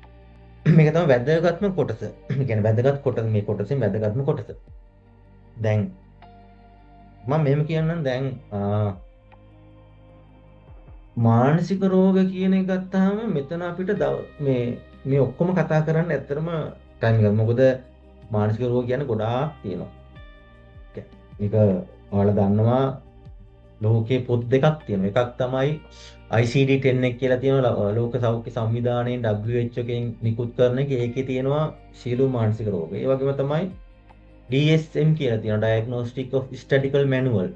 එතකොට මේකේ තියෙන මානසික රෝග වලට ඔය PDF එකම ඩවුන්ලෝඩ් කරගන්න පුළුවන් පොතේ අවශ්‍ය නැහැ. මේකේ තියෙනවා මානසික රෝග ඉතාමත් විශාල සංඛ්‍යාවක්. හැබැයි මේ හැම මානසික රෝගයක්ම අපිට කතා කරන්න අපිට අවශ්‍යතාවයක් වෙන්නේ නැහැ. නමුත් අපි සුලභ වශයෙන් අපිට දකින්න පුළුවන් විශේෂයෙන්ම ශ්‍රී ලංකාවේ තුල දකින්න පුළුවන් මානසික රෝග කීපයක් අපි කතා කරමු. එතකොට මම හිතනවා මේක අපිට ඔය කායන තුල අපේ ක්ලිනික් තුල වැඩියෙන්ම අපිට දකින්න පුළුවන් මානසික රෝග කීපයක්. ඔය විෂාදය, ડિප්‍රෙෂන් කියලා වරහති, ඇඩ්ජස්ට්මන්ට් ඩිසෝඩර්, අනුකූලතා අක්මතාවය, විශේෂයෙන්ම තුන්වෙනි එක PTSD, post traumatic stress disorder කියන එක. ඒ කියන්නේ පශ්චාත් ව්‍යසන ක්ලමතාත්මකතාවය. දැන් ගොඩාක් වෙලාවට ඔය දැන් මේ කාලේ මේ ඩිසාස්ටර් එකත් එක්ක විශේෂයෙන්ම එන්න පුළුවන් තත්ත්වයක්. විෂාදය කියන එක, PTSD කියන තත්ත්වයන්, කාංසාව අපි කියන සාංකාව නෙමෙයි. සාංකාව කියන එකයි කාංසාව කියන එකයි වෙනස්. කාංසාව කියන්නේ anxiety disorder. සාංකාව කියන්නේ සැකේ කියන doubtness කියන. එතකොට ඒ වගේම තමයි OCD කියලා වල නැති ඔය ඔබ්සෙසිව් කම්පල්සිව් ඩිසෝඩර් කියලා මේ සිංහල ටර්ම් එකත් එක්ක මම දාලා තියෙනවා. ඉතින් මේ වගේ දේවල් තමයි ඇත්තටම ප්‍රධාන වශයෙන් අපිට ඒ වගේ තමයි ඇල්කොහොල් රිලේටඩ් ඩිසෝඩර් ලංකාවේ දකින්න පුළුවන් සුලභව දකින්න පුළුවන් මානසික රෝග. ඉතින් මම මේ එකින් එකට ඔයාලා විස්තර කරන්නම් කොහොමද මේ වගේ ලක්ෂණ කියලා. ප්‍රධාන වශයෙන්ම අපි මේක රේට් එකක් ගත්තොත් දැන් ලංකාවේ ගත්තොත් 100ට ඇන්සයිටි 4යි 4.1 4.1ක් ડિප්‍රෙසිව් ඩිසෝඩර් කියන්නේ ડિප්‍රෙෂන් කියන්නේ 3.8ක් වගේ. ඔය IDD කියලා තියෙනවා මෙතන මම සඳහන් කළා නම් මේ ඒ ටික මම කතා කරන්නේ IDD කියන්නේ දැන් ඔය mental retardation කියලා අපි අහලා තියෙන ළමයින්ගේ තියෙන ඒ කියන්නේ මන්ද බුද්ධික භාවය ඒ වගේ තත්ත්වයක්. ඒ කියන්නේ 1.5ක් ADHD කියන්නේ සාමාන්‍යයෙන් අපි hyperactive disorder කියලා කියන්නේ attention deficit and hyperactive disorder 101.1ක් conduct disorder කියලා තියෙන ළමයිට විශේෂයෙන්ම තියෙන එකක් ඔය 0.5ක් bipolar disorder ඔය depression එකේම මම කතා කරන්න 0.5ක් ASD autism 0.4ක් මෙන්න මේ වගේ ලංකාවේ ගත්තාම මෙන්න මේ වගේ ප්‍රතිශතයක් තමයි තියෙන්නේ. ඉතින් පොදුවේ අපි මේ බහුල දකින්න පුළුවන් රෝග. අපි බලමු මේ විෂාදය කියන්නේ මොකක්ද කියලා ළමයි ඉස්සෙල්ලා. විෂාදය ડિප්‍රෙෂන්. මේක ඔයාලා සමහර වෙලාවට අහලා ඇති. ගොඩක් වෙලාවට සුලභව දකින්න පුළුවන් මානසික රෝග තත්ත්වයක්. ඉතින් හැබැයි ඊටමත් භයානක මානසික රෝග තත්ත්වයක්. මේකේ තියෙන ප්‍රධානම ලක්ෂණය තමයි සිම්ප්ටම් එක තමයි හේතුවක් සමහරට තිබුණත් නැතත් ඇතිවන දැඩි කනස්සල්ල. ඒ කියන්නේ දුක ගතිය, එපා වීම තමයි මේකේ තියෙන ප්‍රධානම ලක්ෂණය. ඊළඟට තමයි lack of pressure කියන එක. ඒ කියන්නේ සතුට කියන එක එයාට දැනෙන්නේ නැතු වෙනවා. ඒ කියන්නේ දැන් උදාහරණයක් විදිහට මීට ඉස්සරලා එයා සතුටු වෙච්ච අවස්ථාවලින්වත් එයාට සතුටක් කියන එකක් දැනෙන්නේ නැතු වෙනවා. උදාහරණයක් විදිහට අපි හිතමු කෙනෙක් ඉන්නවනේ ඒ කෙනා අපි හිතමු මොකක් හරි ස්පෝර්ට් එකක් කරලා එයා එන්ජොයි කරා නම් ડિප්‍රෙෂන් එක ආවම පස්සේ යාට ස්පෝර්ට් එක කරන්න හිතෙන්නේ නැහැ. එතකොට මේකේ තියෙන ප්‍රධානම ලක්ෂණ දෙක තමයි ඔය නිතර පවතින දැඩි කනස්සල්ල සහ සතුට නැතිවීම. නැත්නම් සතුටක් දැනෙන්නේ නැතිකම. ඒක තමයි විෂාදයේ තියෙන ලක්ෂණ දෙක. ඊළඟට ඔය ඇපති කියන එක, ඔය විහිසකාරී බව. කියන්නේ කිසිම පිටුමු කෙනෙක් දවසක මහන්සිලා වැඩ කරලා හවසට සාමාන්‍යයෙන් මහන්සියක් දැනෙන එක සාමාන්‍යයි. නමුත් මේ ડિප්‍රෙෂන් එක ආවම පස්සේ කිසිම වැඩක් නොකර වුණා විහිසකාරී බවක් දැනෙන්න පුළුවන්. ඒ වගේම තමයි ඔය ක්‍රියාශීලී බව අඩු වීම. ඉතින් නිතරම අර ඒ කියන්නේ අපි ඒකට කියන lack of energy කියලා. ඒ කියන්නේ වැඩ කරන ශක්තියක් නැහැ. හරි කම්මැලි එපා වෙලා ඉන්නේ මේ වගේ ලක්ෂණ.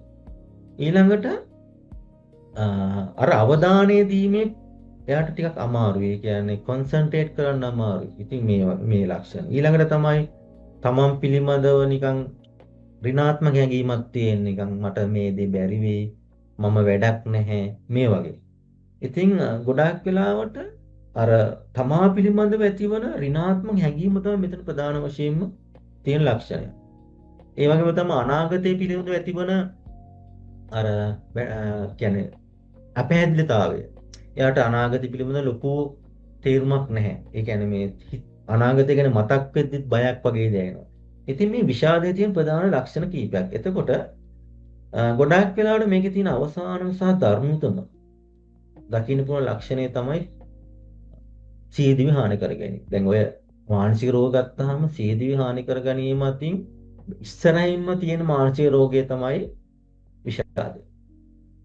ගොඩක් වෙලාවට රිසර්ච් වල කියන විදිහට විෂාදයේ තියෙන පුද්ගලයන්ගෙන් 20% සහ 25ක් අතර කොටසක් ජීවිතය හානි කර ගන්නවා. ඒ කියන්නේ සුයිසයිඩ් කර ගන්නවා.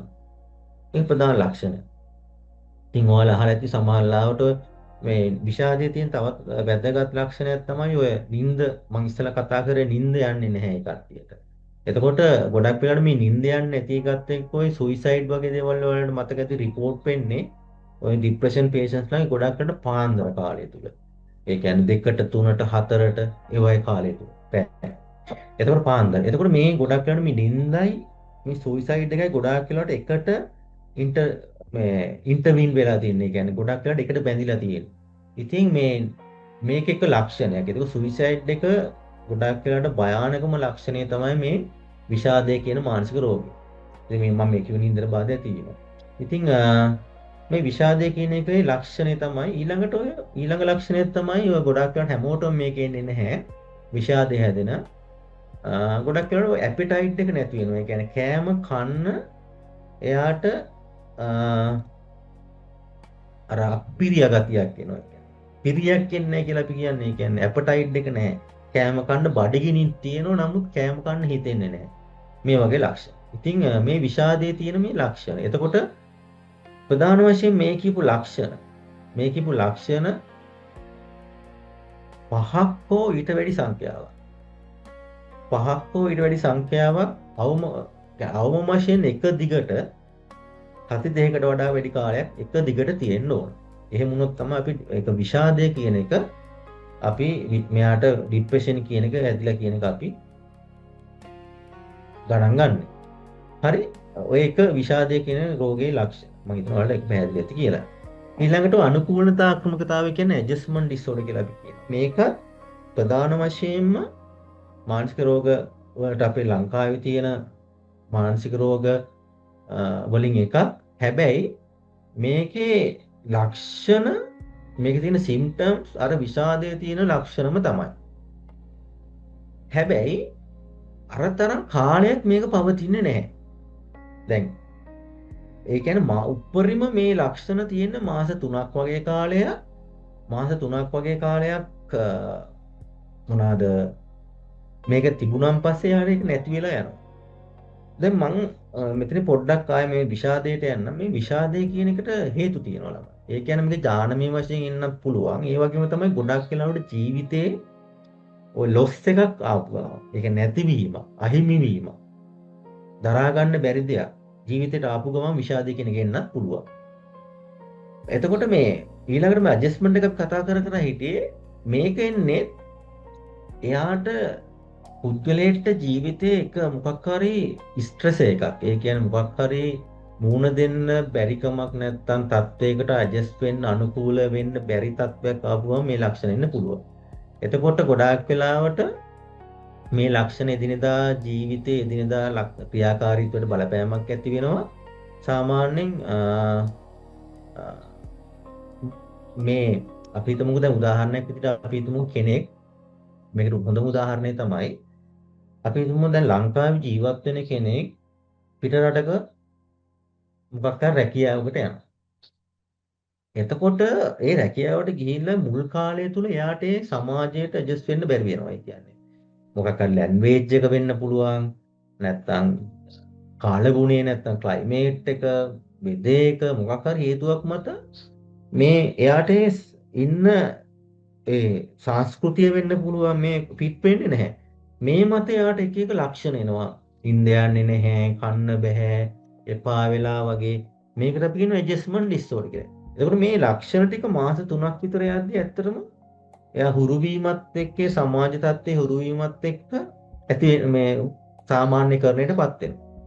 එතකොට මේක කාලයත් එක්ක නැති වෙලා යන තත්ත්වයක්. හැබැයි මේක මාස 6කටත් වඩා කාලයක් තිබ්බොත් ඒක අපි ડિප්‍රෙෂන් එකක් වගේ කට ගණන් ගන්න පුළුවන්. සහ ડિප්‍රෙෂන් එක ට්‍රීට් කරන්න ගොඩක් වෙලාවට ඇඩ්ජස්ට්මන්ට් කේස් එකක් මාස 3ක් වගේ කාලයක් ඇතුළත සාමාන්‍යකරණය වෙනවා. මේක ඇවිල්ලා ලොකු නැත්නම් සිවියර් කන්ඩිෂන් එකක් නෙමෙයි. නමුත් ඒ අදාළ කාලය තුල ඒ ඇඩ්ජස්ට් වෙන කාලය තුල ඉතාමත් අවදානම් සහ ඔහුගේ ක්‍රියාකාරීත්වයට බාධා වෙන ටිකක් ටොලරේට් කරගන්න ටිකක් අමාරු රෝග තත්ත්වයක්. මම හිතනවා ඒක ඔයාලට පැහැදිලිද කියලා. ඊළඟට වැදගත්ම අද කතා කරන්න දැන් අද මේ දවස්වල ලංකාවේ තියෙන තත්ත්වයක් එක්ක කතා කර යුතු මාතෘකාවක් පශ්චාත් ව්‍යසන ක්‍රමත අක්‍රමකතාවය PTSD කියලා කියනවා. දැන් මේ PTSD එක මම පොඩ්ඩක් කතා කරන්න මොකද මේ කාලීන නිසා.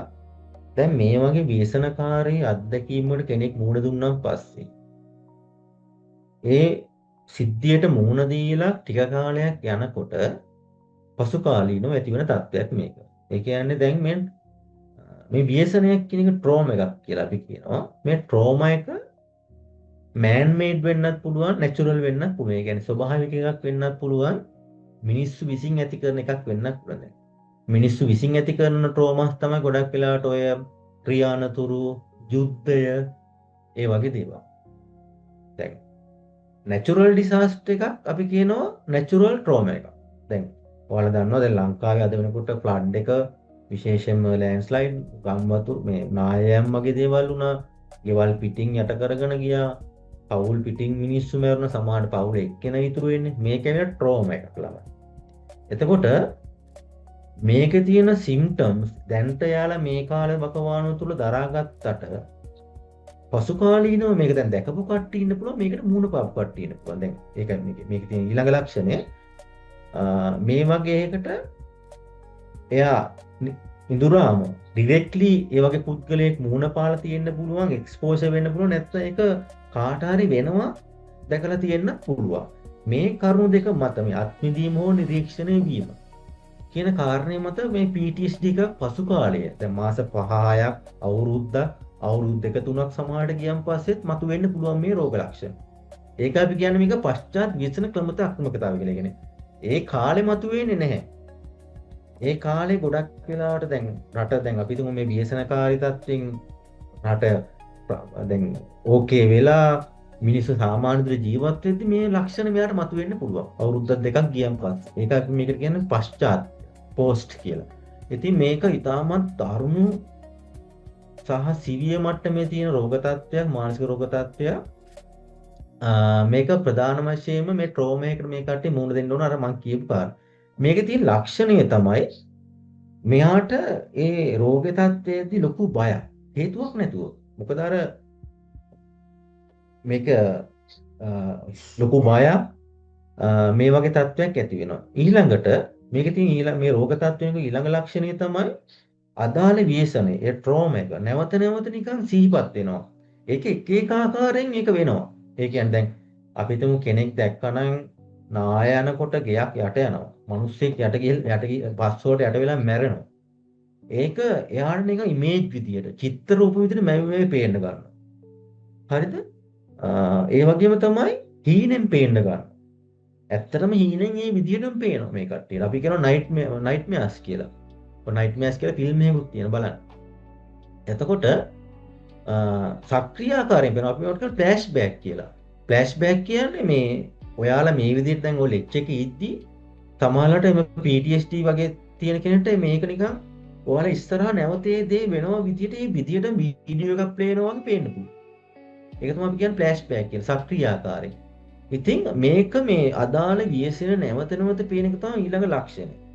මේකේ තියෙන. ඇත්තට මේව රෝගීන් ඉන්නවා. එතකොට මේ ව්‍යසනයේ විදිහටම හීනෙන් චිත්‍ර රූප විදිහට ෆ්ලෑෂ්බෑක් විදිහට පේන්න ගන්නවා. ඉතින් ඊළඟ ලක්ෂණය තමයි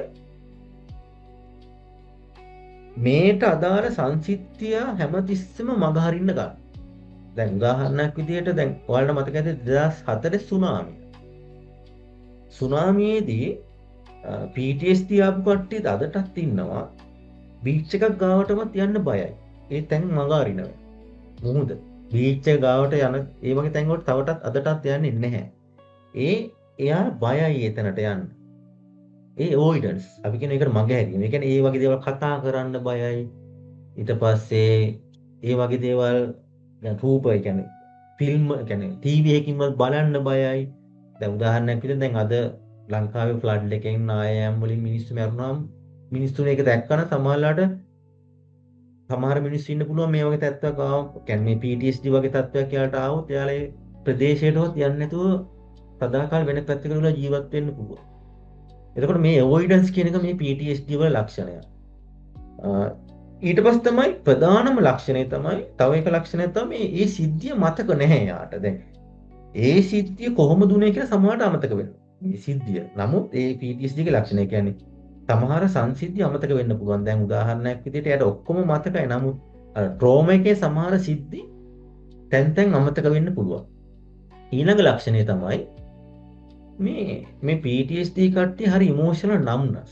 ඒ කියන්නේ මේ ඔයාලට කියව ගන්න මම මේ කියන්නේ ප්‍රධාන පාටි විතර සාමාන්‍ය අවස්ථා කියලා දක්වන ප්‍රතිචාර තීව්‍රතාව මොට වීම කියන ඉමෝෂනල් නම්නස් කියන numbing of general response. ඒ කියන්නේ මේ PTSD ආවන් පස්සේ ඉමෝෂන් කියනම මෙයාට දැනෙන්නේ නැතු වෙනවා. ඉමෝෂන් කියන්නේ මොනවද? දැන් අපි හැඟීම් කියලා කතා කරේ සතුට, දුක, තරහව මේවා ටිකක් දැනෙනවා අඩුයි. සතුට දැනෙනවා නම් දැනෙන ටිකක් අඩුවෙන්. ඒ කියන්නේ සාමාන්‍ය මිනිස්සුන්ට වඩා ටිකක් අඩු තීව්‍රතාවයකින් නැත්තම් මේ ෆ්‍රීකවෙන්සි එකකින් තමයි දැනෙන්නේ. දුක කියන එක ලොකුවට දැනෙන්නේ නැහැ. ලොකු ගාණක් නැහැ. කවුරු හරි නම් යාගේ පවුලේ කවුරු හරි ළඟම ඥාතීන් මැරුණොත් එයාට ලොකුවට දුක දැනෙන්නේ නැහැ. ඒ වගේ. ඒම නම්නස් වෙනවා මේකට. ඉමෝෂනලි නම්නස් වෙනවා. ඉතින් PTSD එකේ ලක්ෂණ ඊළඟට තමයි ඔය ටිකක් එයාට හුදකලාව තනියෙන් එයාලා ජීවත් වෙන්න කැමති වෙන. ඉතින් මේ වගේ තමයි දැන් ඔය PTSD වල ලක්ෂණ. ඉතින් මේ අද කාලේ මේ තියෙන ව්‍යසනවල පසු ප්‍රතිඵලයක් විදිහට ඇත්තටම PTSD කියන තත්ත්වෙ එන්න පුළුවන්. මේක ඇත්තටම අපි කන්සිඩර් කරන්න මාතෘකාවක්.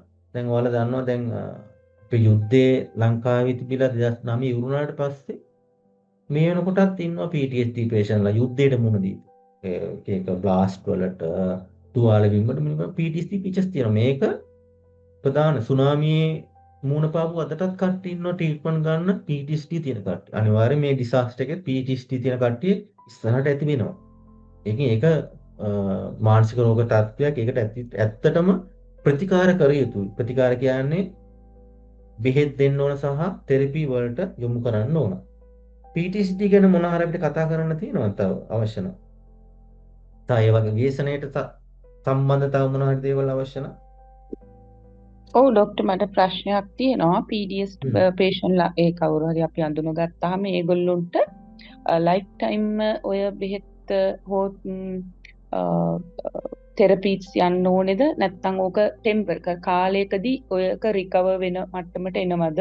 එහෙම නැත්නම් ලයිෆ් ටයිම් ඔය තත්ත්ව තියනවද? නෙමෙයි. PTSD දැන් ඔතන මම ඔයාලට අර වින්කල් ඇඳින්නුමද උග්‍ර රෝග ලක්ෂණ තියෙන කට්ටිය සහ සාමාන්‍ය පොදු රෝග ලක්ෂණ තියෙන කට්ටිය කියලා. දැන් PTSD වගේ තත්වයකට දීර්ඝකාලීනව බෙහෙත් යන්න අවශ්‍ය වෙන්නේ නැහැ. හැබැයි උග්‍ර රෝග ලක්ෂණ ස්කිසොෆ්‍රීනියා, ඩිලූෂන් වගේ තත්ත්වයන් ගාව ජීවිත කාලෙම බෙහෙත් එක්ක ජීවත් වෙන්න ඕන මිනිස්සු අවශ්‍ය එහෙම රෝග තත්ත්වයන් තියෙනවා. හැබැයි PTSD, ડિප්‍රෙෂන් වගේ ඉස්සලා කතා කරපු මේ වගේ තත්ත්වයන් වලට ජීවිත කාලෙම බෙහෙත් ගන්න අවශ්‍ය වෙන්නේ නැහැ සහ තෙරපි යම්සි කාලයක කරාම ඉවරයි. ඒ කියන්නේ සෙෂන් වයිස් කරාම ඉවර වෙනවා.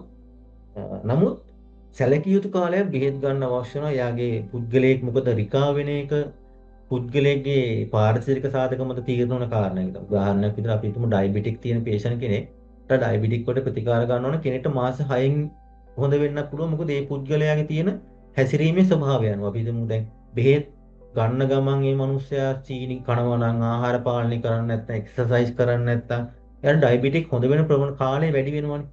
ඒ වගේම තමයි මානසික රෝගයට බෙහෙත් ගත්තත් හරියට යා මේන්ටේන් වෙනවනම් ඒක ඉතාමත් කෙටි කාලයක් ඇතුළත හොඳ කරගන්න පුළුවන්. ඒක තමයි උත්තරේ. thank you doctor.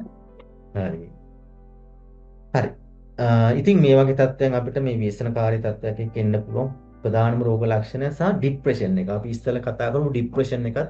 ඒක පස්සේ එන්නේ නැහැ. මේ කාලේ ගොඩාක් වෙලාට දැන් ওই මිනිස්සු නායා ගිහිල්ලා ගෙවල් යට ගිහිල්ලා එහෙම තියෙනවා ડિප්‍රෙෂන් වෙන්න පුළුවන්. දැන් ගොඩක් වෙලාට ડિප්‍රෙස් වෙන්න පුළුවන්. ඉතින් මේ හේතු නිසා ඉතින් මේ වගේ තත්ත්වයක්. හරි. ඊළඟට අපි යමු මේ ඇල්කොහොල් රිලේටඩ් ඩිස්ෝඩර් කියන එක. ගොඩාක් වෙලාවට මෙතනදී මම හැම මත්ද්‍රව්‍ය ගැනම කතා කරන්නේ මොකද දැන් මොකද අපිට එහෙම ටයිම් එකකුත් නැහැ. විශේෂයෙන්ම මම මෙතන කතා කරන්නේ ගොඩාක් වෙලාවට ඇල්කොහොල් රිලේටඩ් ඩිස්ෝඩර්. මොකද දැන් මානසික රෝගයක් ඇතිවීමේ වැඩිම ප්‍රතිශතයක් තියෙන කැනබිස් වුණාට වැඩිම රෝගීන් සංඛ්‍යාවක් ඉන්නේ මේ ඇල්කොහොල් ගත්ත කට්ටිය. හරි තේරෙනවද? ඒ කියන්නේ බහුතරේ. ඒ කියන්නේ මොකද මේ ඇල්කොහොල් වල අපි ක්ලිනික් වලට එනවා විශේෂම සමහර ක්ලිනික් වල. ඒ කියන්නේ සමහර ජාතික රෝගවල ගත්තාම විශේෂයෙන්ම ඇල්කොහොල් ක්ලිනික් එකක් කියලා වෙනම එකක් තියෙනවා. මානසික රෝග සායනය. ඔය බ්‍රාස්කරින්දට තියෙනවා. එතකොට මේ එච්චර මේ රෝගීන් ඉන්නවා. ඒ කියන්නේ මේ මිනිස්සු හිතන්නේ අයිස්, කැනබිස්, සහ ඔය වගේ මත්ද්‍රව්‍ය ගත්තාම විතරයි මානසික රෝග ඇති වෙන්නේ. සමහර කට්ටිය හිතනවා මේ අරක්කු පොඩ්ඩක් බිව්වට මානසික රෝග ඇති වෙන්නේ නැහැ කියලා. මේකේ තියෙන ප්‍රශ්නේ තමයි ඔය කැනබිස් වගේ දේවල් ගත්තාම සඩන්ලි ඒ කියන්නේ තාමත් කෙටි කාලයක් තුල රෝග ඇතිවීමේ අවදානම එනවා. හැබැයි ඔය ඇල්කොහොල් අරක්කු කියන මත්ද්‍රව්‍ය ගත්තාම මේකේ මානසික රෝගයක් ඇති වෙන්න ගොඩාක් කල් ගිහිල්ලා. කොම්ප්ලිකේෂන් ටික ගොඩාක් කල් ගිහිල්ලා. එතකොට මිනිස්සු දැන් අපි තුමු අවුරුදු 10ක් 12ක් 15ක් විතර මොන මිනිස්සෙක් කියනවා මම දැන් අවුරුදු 20ක් විතර අරක්කු වුණා හැබැයි මට එහෙම බයින රෝගයක් නැහැ කියලා. එහෙම කියන කට්ටිය ඉන්නවා. හැබැයි ඒ වෙනස යාගේ ඇති වෙන්නේ ටික ඉතාමත් හිමින්. ඉතාමත් හිමින් තමයි වෙනස ඇති වෙන්නේ. ස්ලෝලි. එතකොට වෙන්නේ මානසික රෝගේ ඇති වුණන් පස්සේ තමයි මේ කට්ටියට ගොඩක් වෙලාවට ඒකේ තියෙන ලක්ෂණ එන්නේ. එතකොට ටිකක් හොඳ කරන්න අමාරුයි. එතකොට දැන් මත්පැන් ආශ්‍රිත අක්‍රමිකතා කියන කාරණේ ගත්තාම හැසාඩස් ඩ්‍රින්කින් කියලා එක කොටසක් තියෙනවා. මේක ටිකක් මේ තියෙන මේ සිවියරිටි එක අනුව තමයි මේ තියෙන්නේ. ඒ කියන්නේ හැසාඩස් ඩ්‍රින්කින් කියන්නේ ටිකක් මේ වගේ තත්ත්වයක් තියෙනවා නම් යාට ගොඩ එන්න පුළුවන්. අපි භාෂාවෙන් කියනවා. හරි. ඒක harmful use කියන්නේ ටිකක් යට වඩා මැද තත්ත්වයක්. හැබැයි එකෙන් ගොඩ එන්න පුළුවන්. හැබැයි ඔය alcohol dependence අපි කියන addicted කියලා අපි කියන්නේ dependence කියලා. එයා addictive කියලා අපි කියන්නේ. ඒක ආවම ඇබ්බැහි වීම ආපුවම ටිකක් නෙමෙයි ඇත්තටම ටිකක් අමාරුයි එන්න. මොකද මේ විශේෂයෙන්ම ඇල්කොහොල් ආශ්‍රිත ඇබ්බැහි වීම එන්නේ අර කොම්ප්ලිකේෂන් ශරීරයේ කියන්නේ ෆිසිකලි එන කොම්ප්ලිකේෂන්ස් ඔක්කොම ආවම පස්සේ කියන්නේ සිරෝසිස් වගේ තත්ත්වයන් වලට ආවම පස්සේ තමයි ඒක ගොඩාක් වෙලාවට සනීප කරන්න ටිකක් අමාරුයි ඇත්තට මේ වගේ රෝගී. ඉතින් මේ කොටස් තුන තමයි ඇත්තටම මානසික රෝගය ගත්තාම ඇල්කොහොල් වලින් එන ලක්ෂණ. දැන් මේක මම පොඩ්ඩක් මම කිව්වා මේ ඇල්කොහොල් ගැන පොඩ්ඩක් කතා කරනවා කියලා. දැන් සාමාන්‍යයෙන් මේක මෙතන තියෙන ඔයාලට මේ දැනුවත් වීම සඳහා මේ සාමාන්‍යයෙන් ඔය ටොට් එකක් කියලා අපි කියන්නේ සාමාන්‍යයෙන් ඇල්කොහොල් ප්‍රමාණය ග්‍රෑම් 12ක් කියන ප්‍රමාණය. එතකොට සාමාන්‍යයෙන් අරක්කු වල මිලිලීටර් 50ක් තුල මේකෙන් ග්‍රෑම් 12 අඩංගු වෙනවා. ඔය මේ බියර් වල මේ රාවල මේ වයින් වල. එතකොට මේක යම්කිසි මේ ග්‍රෑම් 12 කියන ප්‍රමාණය තමයි අඩංගු වෙන්නේ. එතකොට අපි කියනවා සාමාන්‍යයෙන් මේ හැසාඩස් ඩ්‍රින්කින් කියන්නේ පළවෙනි කොටස. මේ මෙතන කතා කරපු පළවෙනි කොටස. මේ පළවෙනි කොටස. හැසාඩස් ඩ්‍රින්කින් කියන්නේ මේ ග්‍රෑම් 12 ඒව 4ක් දවසකට හෝ දිනපතා ඒ වගේ ඊට වඩා වැඩි ප්‍රමාණයක් පානය කරන කෙනෙකුට අපි කියනවා එයා හසාඩස් ඩ්‍රින්කින් කියලා. හසාඩස් කියන්නේ උපද්‍රව වලට නැඹුරු වීමේ ප්‍රවණතාවයක් තියෙනවා. එයා උදාහරණයක් විදිහට ඒ වගේ කෙනෙක් රිය පදවද්දී හැප්පෙලා ජීවිත නැති වෙන්න පුළුවන්. අනතුරු වලට භාජනය වෙන්න පුළුවන්. මිනිස්සුත් එක්ක යම් යම් ප්‍රශ්න ඇති කරගන්න පුළුවන්. මේ වගේ තත්ත්වයක්. එතකොට harmful use කියන්නේ ගොඩක් වෙලාවට මත්ද්‍රව්‍ය හේතු කොටගෙන විවිධ කායික මානසික රෝග ඇති වෙන්න පුළුවන්. අර කිව්වා වගේ සෙරෝසිස්, ඊට පස්සේ අපි කියනවා liver functions failures එන්න පුළුවන්. ඒ වගේම තමයි blood pressure, cholesterol, diabetic මේ වගේ තත්ත්වයන් එන්න පුළුවන්. ඒ වගේම තමයි එයාගේ අන්තර්පුද්ගල සම්බන්ධතා විශේෂයම. ඒ කියන්නේ family background එක, ළමයි එක්ක, පියර්ස්ලත් එක්ක තියෙන සම්බන්ධතා ගොඩක් අඩුයි. ඉතින් මේ වගේ තත්ත්වයන් එන්න පුළුවන් මේ harmful use වල. මේවා කොහොමද මෙෂර් කරගන්න කියලා මම ඉස්සරහ කතා කරලා කියන්නම්. මේකේ තියෙන එක අපිට tools. ඒ වගේම තමයි තුන්වෙනි කොටස තමයි alcohol dependent කියන්නේ. මේක තමයි දරුණුතම තත්ත්වය ළම. මේ dependent addiction නැත්නම් ඇබ්බැහි වීමට ආවන් පස්සේ ටිකක් අමාරුයි ගලව ගන්න. මේකේ තියෙන රෝග ලක්ෂණ තමයි රෝග ලක්ෂණ ප්‍රධාන වශයෙන් හයක් තියෙනවා. craveness කියන්නේ ඒ අදාළ පුද්ගලයා තම පෙරේතයි මේ කියන්නේ අරක්කු වලට. ඒ කියන්නේ අරක්කු කියන වචනේ මතක් වෙද්දිම මේ කට්ටිය කටට කෙලවුන ස්වභාවයක් එනවා. ඉතින් මේකට අපි කියනවා craveness කියලා. මේක මේ ලක්ෂණය. lack of control මත්පැන් ගැනීමේ සීමා පිළිබඳ පාලනයක් නැතිවීම. ඒ කියන්නේ මෙයාලට කොච්චර තිබුණත් බොන්න පුළුවන්. ලිමිට් එකක් නැහැ. ඊළඟට තමයි අපි තුන්වෙනි කාරණේ තමයි withdrawal effect. අපි කියන විරමණ ලක්ෂණ කියලා. ඒ කියන්නේ ඔයාලට සමහර පුද්ගලයෝ දැකලා ඇති අපි මේවට තව වචනයක් කියන සමාජයේ අපි භාවිතා කරනවා මොනවාද? මොන වචනේද භාවිතා කරන්නේ? විරමණ ලක්ෂණ වලට පොදු වචනයක් භාවිතා කරනවා. ඒක ටෙක්නිකල් ටර්ම් එකක් නෙමෙයි. ඔව් නෑ මේක සාමාන්‍ය අපි සමාජයේ ගෑන්ග් වල භාවිතා කරන වචනයක් තියෙනවා. withdrawal effect එකට. එතකොට ඔයාලට තේරෙනවා වචන සීක් එක කියලා කියන සීක් එක. දැන් සීක් එක කියන්නේ මේ මත්ද්‍රව්‍ය මෙයාගේ ශරීරයේ කොටසක් බවට පරිවර්තනය වෙලා. ඒ කියන්නේ නියුරෝ රසායන මේකට හුරු වෙලා දැන්. ඒක නැති වුණු ගමන් ශරීරයෙන් නැති වුණු ගමන් මෙයාලට එක එක අමාරුකම් එනවා. බෙවුලන්න ගන්නවා, පණ නැති වෙනවා, බඩ රිදෙන්න ගන්නවා, ඇඟ රිදෙන්න ගන්නවා, නිින්ද යන්නේ නැහැ. හැබැයි ආය මත්ද්‍රව්‍ය ගත්ත ගමන් හරියනවා. මේකට අපි කියනවා withdrawal effect කියලා. ඒ කියන්නේ විරමණ ලක්ෂණ නැත්නම් සීක් එක. ඉතින් එතකොට මේ සීක් එක කියන එක නැත්නම් withdrawal effect එන එක මේකේ තියෙන ඊළඟ රෝග ලක්ෂණ. ඊළඟට තමයි හතරවෙනි එක තමයි tolerance. ඒ කියන්නේ දිනකට ගන්න මත්ද්‍රව්‍ය ප්‍රමාණය එන්න එන්න වැඩි වෙනවා. ඒ කියන්නේ දැන් අද කෙනෙක් අපි හිතමුකෝ අරක්කු ප්‍රමාණය අරක්කු කාලක් ගිව්වා කියලා.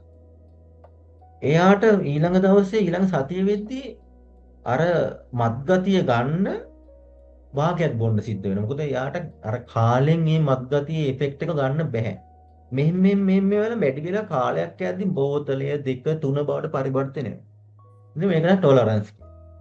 ඊළඟට ප්‍රියොකියුපේෂන් කියන්නේ අද එයාලා නිතරම සිතුවිල්ලක් තියෙනවා මම කොහොමද බොන්නේ? අද කොහොමද බොන්නේ? අද හවස කොහොමද මම ෂොට් එකක් දාගන්න?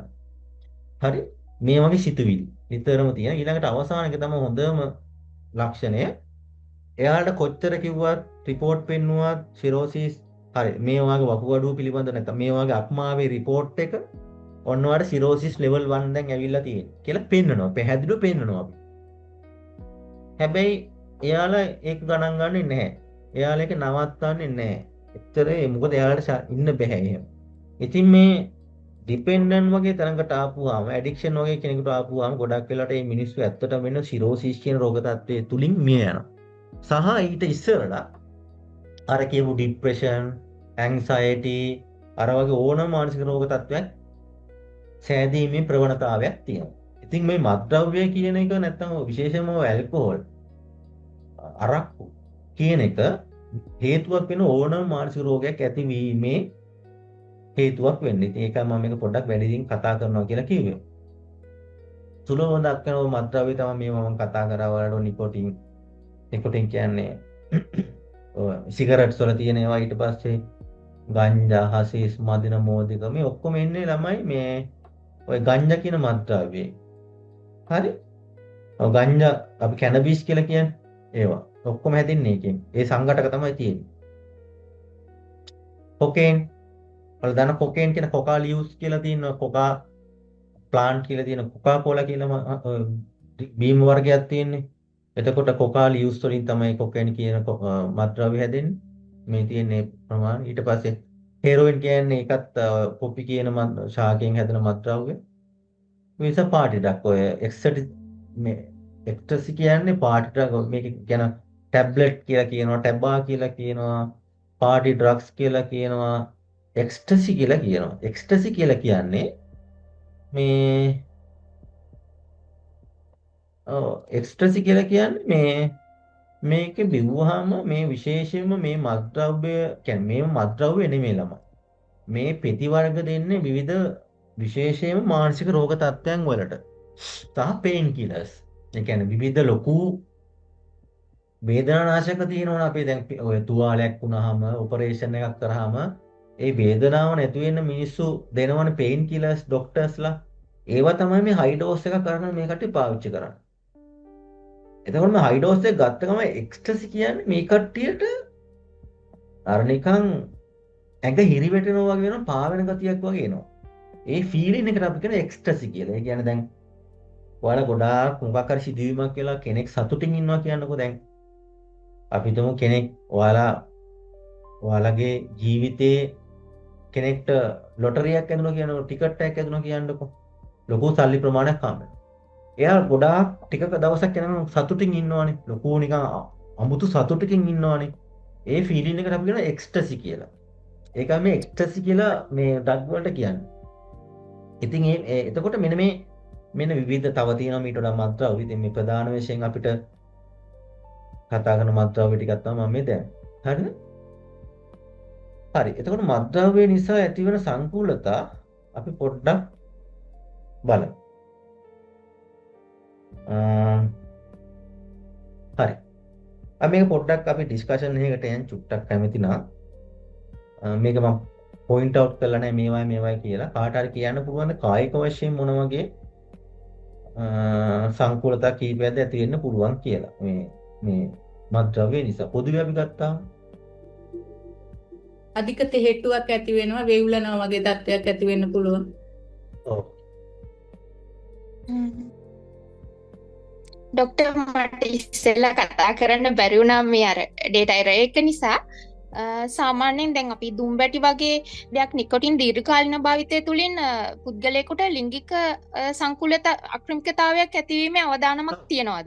තියනවා නේද එතන? තියෙනවා. නෂ්ටකාමී කියලා හඳුන්වන්නේ ඒ දේද? ඔව්. ඒ කියන්නේ අපි කියනවා ඉම්පෝටන්ස් නැත්නම් ඉරෙක්ටයිල් ඩිස්ෆන්ක්ෂන්ස් කියලා එක. හරි. thank you doctor. හරි. හරි. මානසික වශයෙන් අපිට මොනවද දෙන්න පුළුවන්? දැන් කතා කරපු දේවල් ඇත්තටම. තව මොනවා හරි කාට හරි අදහසක් තියෙනවා නම් කියන්න පුළුවන් මානසික වශයෙන් මොන වගේ දේවල් දෙන්න පුළුවන් කියලා. හරි. අපි මේ දෙක අපි ගොඩක් වෙලා ටච් කරානේ. මේ සමාජීය වශයෙන් මොන වගේ දේවල් දෙන්න පුළුවන් ඇත්තටම? සෝෂලි. ඩොක්ටර් ඇග්‍රෙසිව් වෙන එක.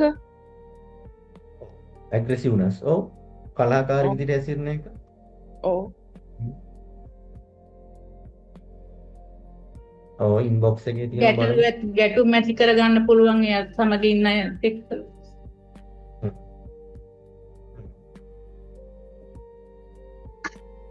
සර් පෞල් සමගතා බෙදලා අනිවාර්යෙන් ෆැමිලි ප්‍රොබ්ලම් වෙනවා, ඉන්ටර්පර්සනල් ප්‍රොබ්ලම් වෙනවා. ඒක ගොඩාක්ම තියෙන ප්‍රශ්නයක් ලංකාවේ. ඩොක්ටර් සෝෂල් විත්ඩ්‍රෝවල් එකක් තියෙන්න පුළුවන් නේද? ඇති වෙනව නේද? සෝෂල් විත්ඩ්‍රෝවල් එක කියන්නේ සෝෂල් විත්ඩ්‍රෝවල් එක කියන්නේ හුදකලා වීම තමයි. ඒ කියන්නේ යා සමාජයේ වැඩි ආශ්‍රය කරන්නේ, හුදකලා වෙලා ඉන්න කැමති, සම්බන්ධතා වලින් ඈත් වෙලා යාළුවෝ අඩුයි. ඔව්. හරි. අපි ඊළඟට මේක ප්‍රතිකාර ක්‍රමවේදයක් මම මේ කියන්නේ පොඩ්ඩක් ඔයාලට මේක දැන් සාමාන්‍යයෙන් මේ විශේෂයෙන්ම මේ ඇල්කොහොල් කියන ප්‍රශ්නේ මම ලොකු ගැටලුවක් විදිහට දකිනවා. එතකොට ඒකට අපි කරන තෙරපි නැත්තම් අපි ඒවට කියනවා චිකිත්සක ක්‍රමවේදයක් විදිහට තමයි මේක අපි හඳුන්වන්නේ. මේකට අපි කියනවා මේ the cycle of the change කියලා.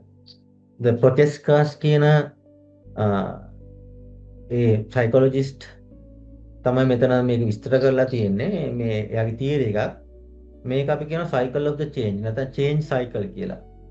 දැන් මේක අපිට භාවිතා කරන්න පුළුවන් මේ වගේ කෙනෙක්ට ප්‍රතිකාර කිරීමේදී. මේක ඇත්තටම පුනරුත්ථාපන ක්‍රියාවලිය තුල සිද්ධ වෙන ප්‍රතිකාර ක්‍රමවේදයක්. ඔය motivational enhancement therapy කියලා මේකට අපි කියනවා නැත්නම් MI motivational interview කියලා කියනවා. එතකොට ගොඩක් වෙලාවට මෙතන තියෙන්නේ මේ పూర్ව අවලෝකනය කියන කොටස.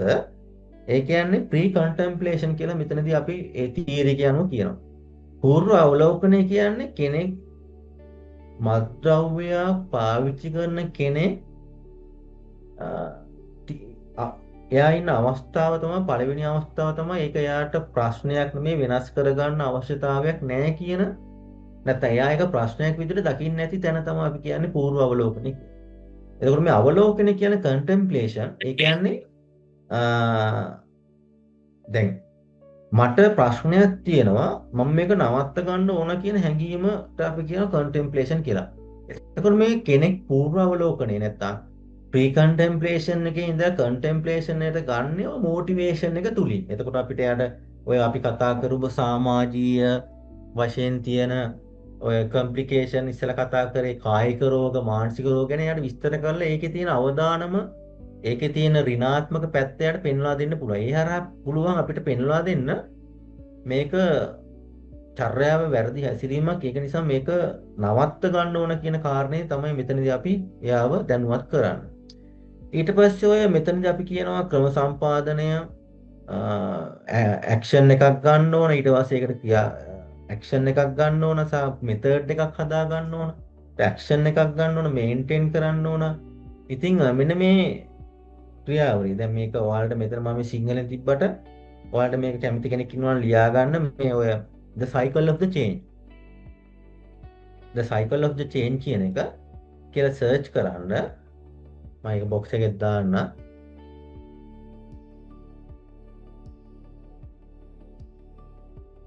හරිද?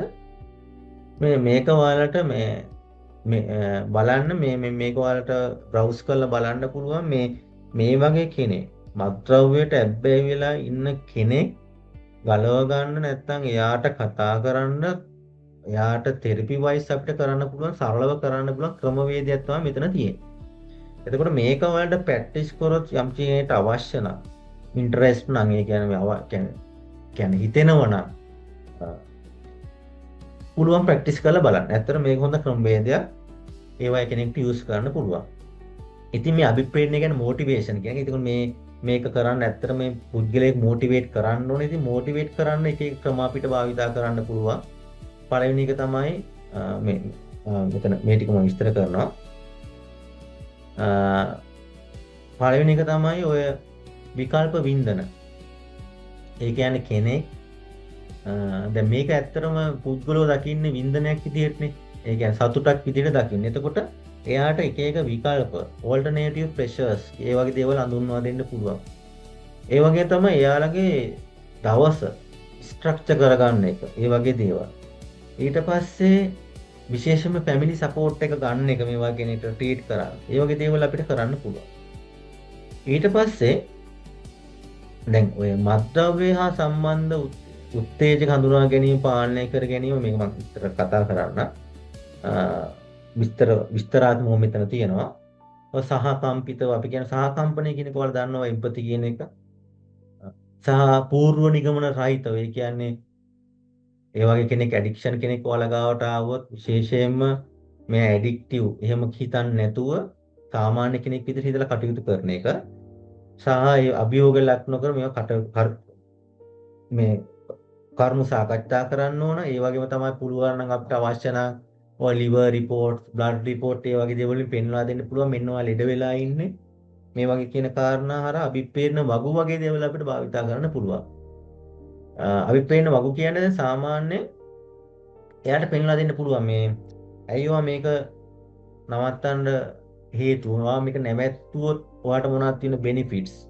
සහ ඔයා මේක පවත්වාගෙන ගියොත් තව මත්ද්‍රව්‍ය පාවිච්චි කරගෙන ගියොත් ඔයාට වෙන්න පුළුවන් bad consequences මොනවාද? ඒ වගේ දේවල් හරහා අපිට පුළුවන් යම්කිසි motivation එකක් හදන්න ඒ වගේ පුද්ගලයන්ගෙන්. ඊළඟට විකල්ප වින්දන සමහරලාට exercise වගේ දේවල් වලට යොමු කරන එක, ස්පෝර්ට් වගේ දේවල් වලට යාව මොටිවේට් කරන එක, ඔය පොත් වගේ කියවන දේවල්, නවකතා වගේ කියවන දේවල්, සංගරා වගේ දේවල් වලට යොමු කරන එක හරහා පුළුවන් මේ වගේ දේවල් කට්ටියට වෙන විවිධ විකල්ප වින්දන ක්‍රම හඳුන්වලා දෙන්න. දැන් ඔය පාටි හොඳ යාළුවොත් එක්ක සාමාන්‍ය සරල හොඳ විදියට සතුට වෙන අවස්ථා. ඊළඟට තමයි ට්‍රිප් යන එක. මේ වගේ දේවල් හරහා අපිට පුළුවන් මේ වගේ පුද්ගලයෝ මොටිවේට් කරන්න. මොකද මේ මත්ද්‍රව්‍යයට ඇබ්බැහි වෙලා ඉන්න මිනිස්සු හිතන්නේ යාලා සතුට ගේන දෙන එකම ක්‍රමවේදය තමයි මත්ද්‍රව්‍ය කියලා. එහෙම නෙමෙයි අපිට පෙන්ලා දෙන්න පුළුවන් ඒක විතරක් නෙමෙයි එකම ක්‍රමවේදය තව දේවල් තියෙනවා. ඒ දේවල් වලට එයාලා අපි ක්‍රමානුකූලව පියවරෙන් පියවර යොමු කරන එක. ඊට පස්සේ ගොඩක් වෙලාවට දිනචර්යාව. දැන් මේ මත්ද්‍රව්‍යයට ඇබ්බැහිලා ඉන්න කට්ටිය ගොඩක් වෙලාවට ඩේලි රූටින් එක අප්සෙට්. කියන්නේ එයාලට පිළිගත්ත දිනචර්යාවක් නැහැ ළමයි. එතකොට පුළුවන් නම් අපිට පුළුවන් මේ වගේ දිනචර්යාවක් එයාලට හදලා දෙන්න. ඉතින් මේ වගේ ක්‍රම. දැන් ගොඩක් වෙලාවට ෆැමිලි ආශ්‍රිත, පවුල් ආශ්‍රිත අපිට සපෝට් එක ගන්න පුළුවන්. විශේෂයෙන්ම ඔය කාලත්‍රයාගේ හස්බන්ඩ්ගේ වයිෆ්ගේ සපෝට් එක ගන්න පුළුවන්. ඒ වගේ හර අපිට පුළුවන් උදව් කරන ඒ වගේම තමයි පුනරුත්ථාපන ක්‍රියාවලිය. දැන් ලංකාවේ අපි ගත්තාම පුනරුත්ථාපන ක්‍රියාවලිය තියෙනවා. ඒ අරහා අපිට පුළුවන් මේවා කෙනෙක් යොමු කරගන්න. හරිද? ඉතින් මෙතන කරුණු ටිකක් තියෙනවා ඒක බලා ගන්න.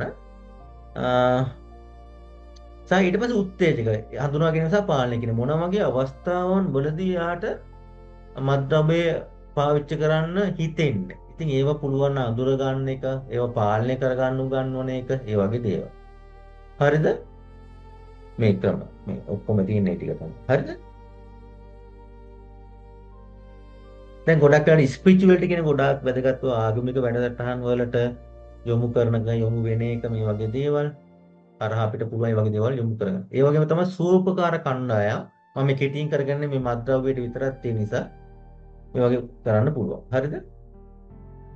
මේ ටික. හරි. එතකොට මට තව ටිකක් මෙතන ඇඩ් කරන්න ඕන මේ මත්ද්‍රව්‍ය ගැන මම කතා කරා. දැන් මේක කාලීන අපි කතා කරන්න අවශ්‍යතාවය නිසා දැන් ඔයාලගේ ප්‍රදේශවල ඇති ඇත්තටම මේ කාලෙත් එක්ක මේ ව්‍යසනකාරී තත්ත්වයත් එක්ක මම මේක ඇත්තම කතා කරන්න හිතියේ නෑ මේ නමුත් මට හිතෙනවා මේ කතා කරන එක අවශ්‍යයි කියලා. දැන් මේ කාලේ තියෙන මේ ව්‍යසනෙත් එක්ක එන්න පුළුවන් මානසික රෝග තත්ත්වයන් පිළිබඳ දැනුවත් වෙන්න. මොකද ඔයාලා ප්‍රදේශවල සමහරවිට මේ වගේ නායම් ගම්මතුර සහ පවුලේ මිනිස්සු මිය යෑම අවතැන්වීම හරහා විවිධ මානසික රෝග තත්ත්වයන් එන්න පුළුවන්. පුළුවන් නම් හැකිතාක් ඒවායේ කට්ටිය යොමු කරන්න ළඟම තියෙන හෙල්ත් කැම්ප් එකකට වෙන්න පුළුවන්. මානසික රෝග සායනයන් වලට වෙන්න පුළුවන්. නැත්නම් පුළුවන් නම් ඔයාලට අවශ්‍ය කියන්නේ හොයාගන්න පුළුවන් නම් මානසික උපදේශකයෙක් හරිය ඉන්න පුළුවන් තරම් මේකට යොමු කරන්න. මොකද ඔය ડિප්‍රෙෂන් කියන එක අනිවාර්යෙන් ඔය මිනිස්සුන්ගේ දැන් තියෙනවා. මම කතා කරමු විෂාදය කියන தත්ත්වය. මොකද එයාට දැන් ගෙවල් නැති වෙලා ඉන්නේ, පවුලේ මිනිස්සු නැති වෙලා ඉන්නේ. එතකොට හැමදේම නැතිවිච්ච කොටසක්. එතකොට අනිවාර්යයෙන් මේ ડિප්‍රෙෂන් කියන එක බොහෝ දිනකට ඇතිවීමේ අවදානමක් තියෙනවා. එතකොට එතනදී ගොඩක් වෙලාවට මිනිස්සු සමහරවිට තව ටික කාලයක් ගියන් පස්සේ තව සතියක් දෙකක් ගියන් පස්සේ සුයිසයිඩ් වලට පවා යන්න උනත් පුළුවන්. එතකොට මෙතනදී අපි මේ දැනුවත් කිරීම හරහා මම බලාපොරොත්තු වෙන්නේ මේ වගේ එක්කෙනෙක් අපිට අවශ්‍ය නම් මැදිහත් වීම කරලා බේර ගන්න අපිට සපෝට් එකක් දෙන්න අවශ්‍ය නම් අපිට පුළුවන්. ඊළඟ තත්ත්වය තමයි ඇන්සයිටි කියන තත්ත්වයක් කියනවා. ඒ කියන්නේ ඇන්සයිටි කියන්නේ ඒකේ තියෙන ප්‍රධානම ලක්ෂණය තමයි අනවශ්‍ය විදිහට බය කියන එක ඇති වෙනවා. ඒ කියන්නේ දැන් යාට සිද්ධියක් වුණානේ.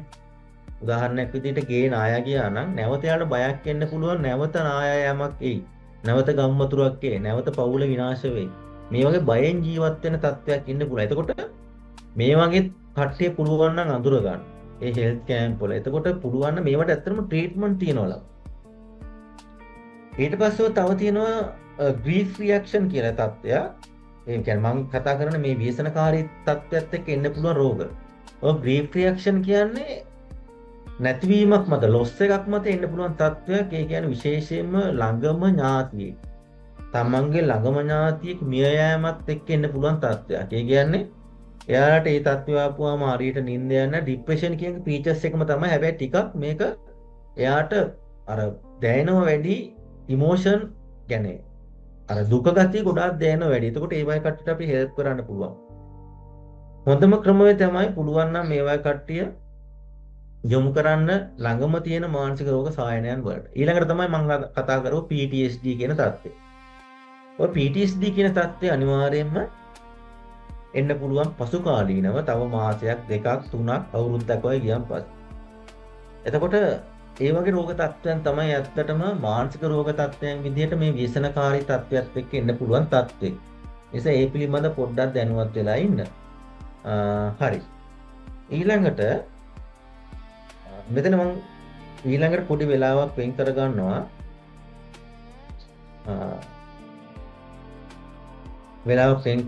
මේ පොඩි ප්‍රශ්නාවලිය ටිකක් යම්කි හඳුන්වා දෙන්න යන්න ඔයාලට. මේ හැම මානසික රෝගයකටම නෙමෙයි. අපිට දැන් ටයිම් එකත් එක්ක අපි අවශ්‍ය නම් තව දවසක් දාගමු මේ පිළිබඳව කතා කරන්න. නමුත් මම පොදුවේ අපි කතා කරා මේ ස්ක්‍රීනින් ටූල් දෙක තුනක් කතා කරනවා. දැන් මම කිව්වා මානසික රෝගයක් අඳුනා ගැනීමේදී ප්‍රධාන වශයෙන්ම අපිට බ්ලඩ් රිපෝට් එකකින් ස්කෑන් ටෙස්ට් එකකින් කරන්න අමාරුයි. එතකොට විශේෂයෙන්ම මේක අපි කරන්නේ යම්සි ස්ක්‍රීනින් ටූල් එකක් කරහා ගොඩක් වෙලාවට මේක හරියට කරගන්න පුළුවන්. මේ තියෙන ළමයි ඔය PHU-9 කියලා එක. ඕක ඇවිල්ලා ડિප්‍රෙෂන් කියන මානසික රෝගය අඳුනා ගැනීමට තියෙන තත්ත්වයක්. ඒ කියන්නේ ස්ක්‍රීනින් ටූල් එකක්. මේක අපි යූස් කරන ගොඩක් වෙලාවට ડિප්‍රෙෂන් කියන එක අඳුර ගන්න. එතකොට මේක අදාළ රෝගියාට දීලා ෆිල් කරන්න කියනවා. එතකොට මේකේ තියෙන ඒ මාක්ස් එක්ක ලකුණුත් එක්ක අපි යම්කිසි ගණනයකට එනවා මෙයාට තියෙන ડિප්‍රෙෂන් තත්ත්වයත් එක්ක. දැන් උදාහරණයක් විදිහට මේකේ තියෙන PHU කියන්නේ මේ ඇත්තම ලෝකේ ලංකාවේ විතරක් නෙමෙයි මේක මේ සිංහලයට වැලිඩේට් කරපු එක. මේක world wide standardized validated questionnaire එක. ස්ක්‍රීනින් ටූල් එක. එතකොට මේක ලංකාවට අපි වැලිඩේට් කරලා තියෙන්නේ ප්‍රොෆෙසර් හම්බෙල්ල සහ ඩොක්ටර් සිල්වා ඒ කියන්නේ සයිකියාට්‍රිස්ට්ලා දෙන්නේ. එතකොට මේක ලංකාවට වැලිඩේට් කරලා තියෙනවා. මොකද මේක හරහා අපිට ડિප්‍රෙෂන් පේෂන්ට් කෙනෙක් අඳුර ගන්න ලේසි. එතකොට මෙතනදී ලකුණු 0.4 අතර කියන්නේ එකතු ගත්තන් පස්සේ ડિප්‍රෙෂන් එකක් නැහැ කියන එක තමයි අපි කියන්නේ. 5යි 9යි අතරත් අපි කියනවා මයිල්ඩ් ડિප්‍රෙෂන් එකක්. ඒ කියන්නේ ඇත්තට මේක ට්‍රීට්මන්ට් කරන්න අවශ්‍ය වෙන්නේ නැහැ. ඊට පස්සේ ඔය 10යි 14 අපි කියනවා මොඩරේට් ડિප්‍රෙෂන් එක, සාමාන්‍ය මට්ටමේ ડિප්‍රෙෂන් එක. 15 ඉඳන් ඉහළට ලකුණු 15 ඉඳන් ඉහළට අපි කියනවා ડિප්‍රෙෂන් එකක් මොඩරේට් ටු සිවියර්. ඒ තැන්වලදී ඒ වගේ කෙනෙක් 15ට වඩා වැඩි ලකුණු සංඛ්‍යාවක් ගන්නවා නම් ඇත්තටම ડિප්‍රෙෂන් එකක් තියෙනවා කියලා අපි ට්‍රීට්මන්ට් කරන්න පුළුවන්කමක් තියෙනවා. මේකේ තියෙන ස්ක්‍රීනින් හරහා. එතකොට මේ එක ටූල් එකක්. ඊට පස්සේ මේ තියෙන ළමයි මම අර කියපු ඇල්කොහොල් ඔඩිට් එක. හරිද? මේක මම ඉස්සරහට තියෙනවා පැහැදිලි කරන්න.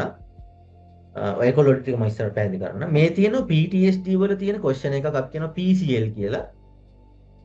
PCL කියන්නේ මේකේ PTSD තියෙනවද කියලා තමයි මේකෙන් බලා ගන්න පුළුවන්. මේකේ ලකුණු 50ට වැඩි නම් කියන්නේ එකතුව PTSD කියලා කියනවා. මේක ඩොක්ටර් මොන්රාගල කියලා සයිකියාට්‍රිස්ට් කෙනෙක් තමයි වැලිඩේට් කරලා තියෙන ලංකාවට.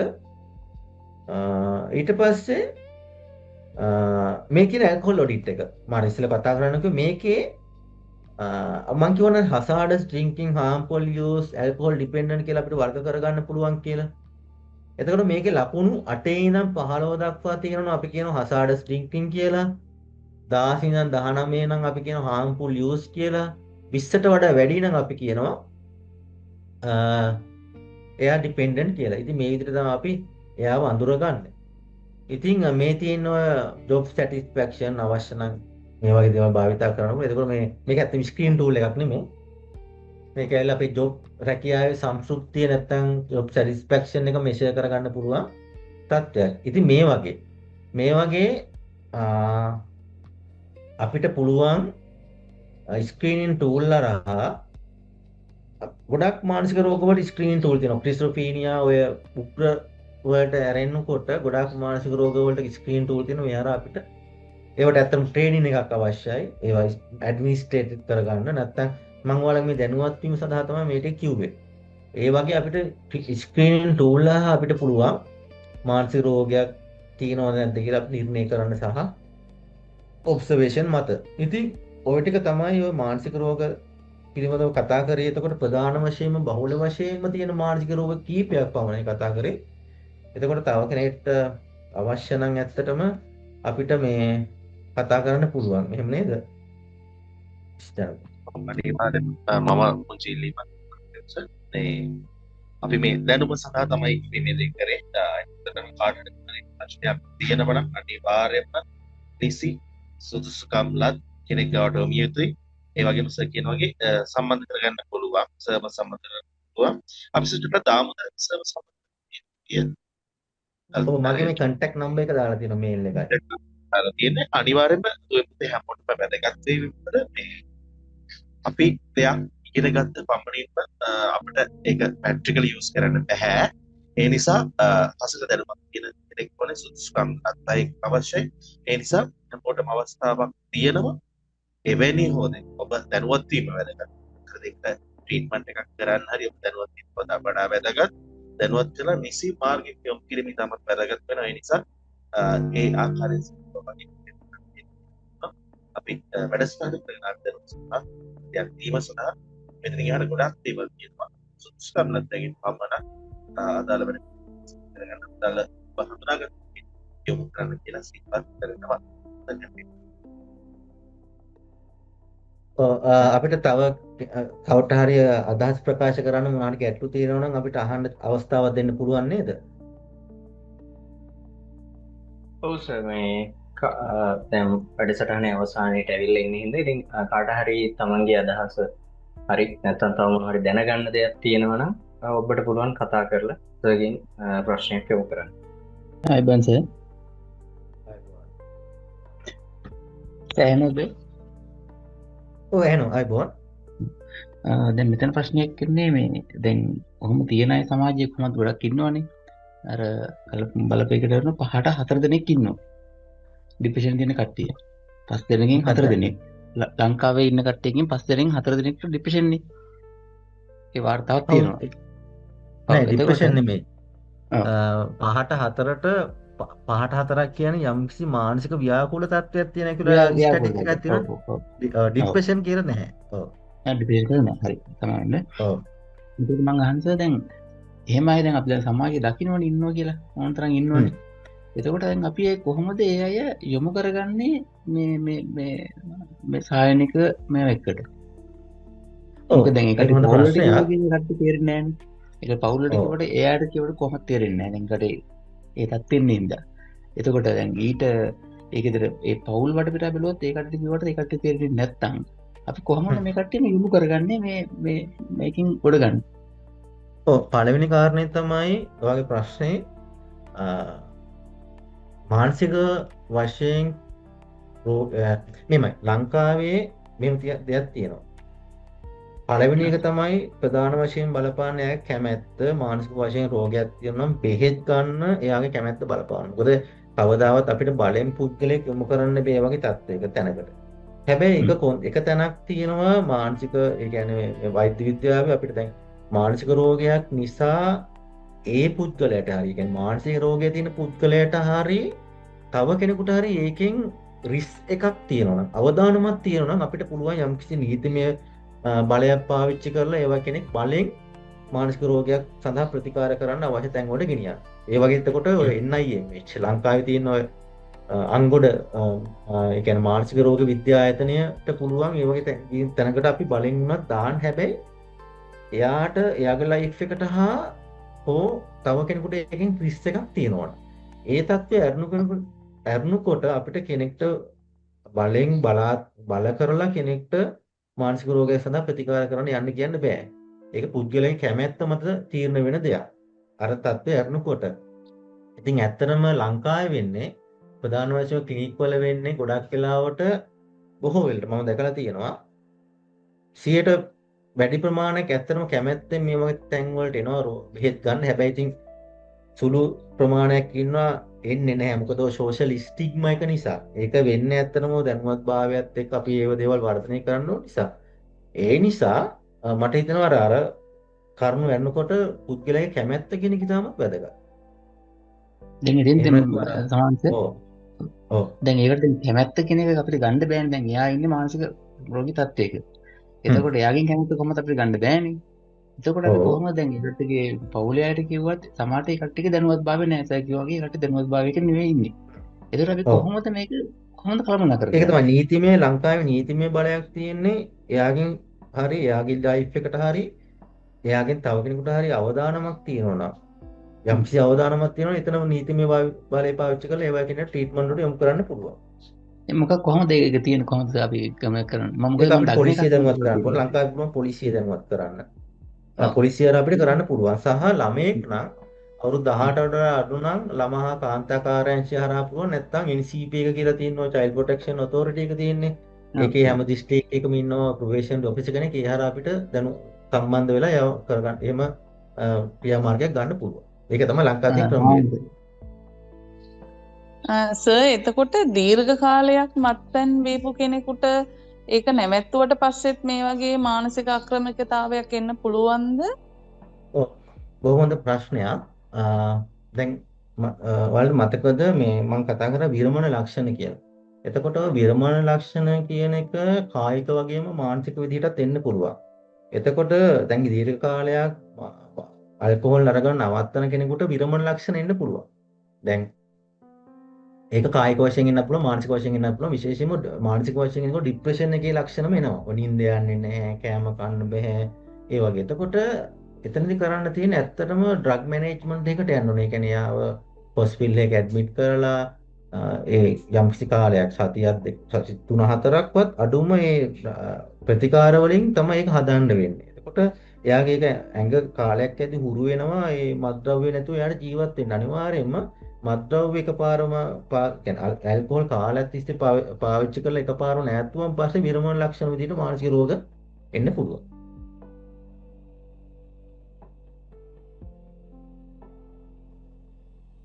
හරි සර් thank you. හරි. ආයපන්ස විරමණ ලක්ෂණ කියන එක පොඩ්ඩක් මට පැහැදිලි කරන්න. විරමණ ලක්ෂණ කියන්නේ දැන් අපි කියන withdrawal symptoms නැත්නම් අපි සාමාන්‍ය භාෂාව කියන සීක් එක කියලා. ඒ කියන්නේ මත්ද්‍රව්‍යයක් අරගෙන කාලයක් තිස්සේ ඒක නවත්තපු ගමන් එයාට එනවා යම්කිසි ශරීරයේ අපහසුතාව ටිකක්. වෙවුලන ගතියක්, ඇඟ පර නැති ගතියක්, හරි ශක්තිය නැති ගතියක්, සමහරට බඩ රිදෙනවා කියනවා, නිින්ද යන්නේ නැහැ. මේවට අපි කියන විරමණ ලක්ෂණ කියලා. ඒක ඉන්නේ ශරීරයේ තියෙන කිමිකල් ඉම්බැලන්ස් එකක් නිසා. මම හිතනවා කාල වේලාවත් අවසන් වෙලා තියෙනවා. අපි පැය දෙකකට ආසන්න කාලයක් මේ සම්බන්ධව කතා කරා. ඒකින්ද මම හිතනවා අදට අපි මේ වැඩසටහන මෙතනින් නතර කරමු. හැබැයි ඔබට තව දුරටත් ඉදිරියේදී මේ මාතෘකාව සම්බන්ධව මේ මානසික රෝග කියන මාතෘකාව එහෙම එකපාර කතා කරලා ඉවර කරන්න පුළුවන් මාතෘකාවකුත් මේක ඉතා පුළුල් මාතෘකාවක්. ඉතින් මේ සම්බන්ධව ඔබට තව දුරටත් දැන ගැනීමට අවස්ථාවක් තියෙනවා. LLSOI කැම්පස් ලබන ජනවාරි වල ඉඳන් මේ සම්බන්ධව සහතික පත්‍ර පාඨමාලාවක් තියත් කිරීමට සූදානම්ින් ඉන්නවා. ඉතින් ඒ සමග ඔබට සම්බන්ධ වීමේ හැකියාව තියෙනවා. ඉතින් වැඩසටහනේ අවසානයේට ඇවිත් තියෙන හින්දා මම හිතන්නේ දැනුම ගොඩක් එක්ක ඉන්න කෙනෙක් ඉතින් ප්‍රායෝගිකව ගොඩක් දැනුම තියෙන කෙනෙක් විදිහට සර් අද අපිත් එක්ක එකතු වෙලා ඉන්නවා Prasanna Samarakoon sir. thank you sir අද අපිත් එක්ක දැනුම් බෙදා ගන්න එකතු වුණාට. බොහොම ස්තුතියි. ඇත්තටම මම මේ වැඩසටහන සම්බන්ධ කර ගැනීම සම්බන්ධයෙන් මම බොහොම ස්තුතියි. ඒ වගේම අපිට තාක්ෂණික සහාය සහ ඒ අදාළ වැඩසටහන සම්බන්ධ පූර්ණ අනුග්‍රහය ලබා දුන්නා LLSOI කැම්පස් ආයතනයේ. ඉතින් LLSOI කැම්පස් සභාපතිතුමා ඇතුළු කාර්ය මණ්ඩලයට මේ අවස්ථාවේ ස්තුතිය ප්‍රකාශ කර සිටිනවා. ඔබට ඉදිරියේදීත් මෙවන් වැඩසටහන් හරහා සම්බන්ධ වෙන්න පුළුවන්. LLSOI කැම්පස් Facebook පිටුව ලයික් කරලා තියාගන්න. ඔබට සහතික පත්‍රයක් දින ලබා ගැනීමේ හැකියාවක් තියෙනවා මේ වැඩසටහන සම්බන්ධ වෙලා. ඒ වගේම කල්පාන්තය එන්ටර්ටේන්මන්ට් YouTube නාලිකාවත් subscribe කරලා තියාගන්න මේ ඉදිරියේදී පැවැත්වෙන වැඩසටහන් නැවත වාරයක් නැරඹීම සඳහා. ඉතින් සියලු දෙනාටම ස්තුතියි අද අපිත් එක්ක එකතු වෙලා හිටියට.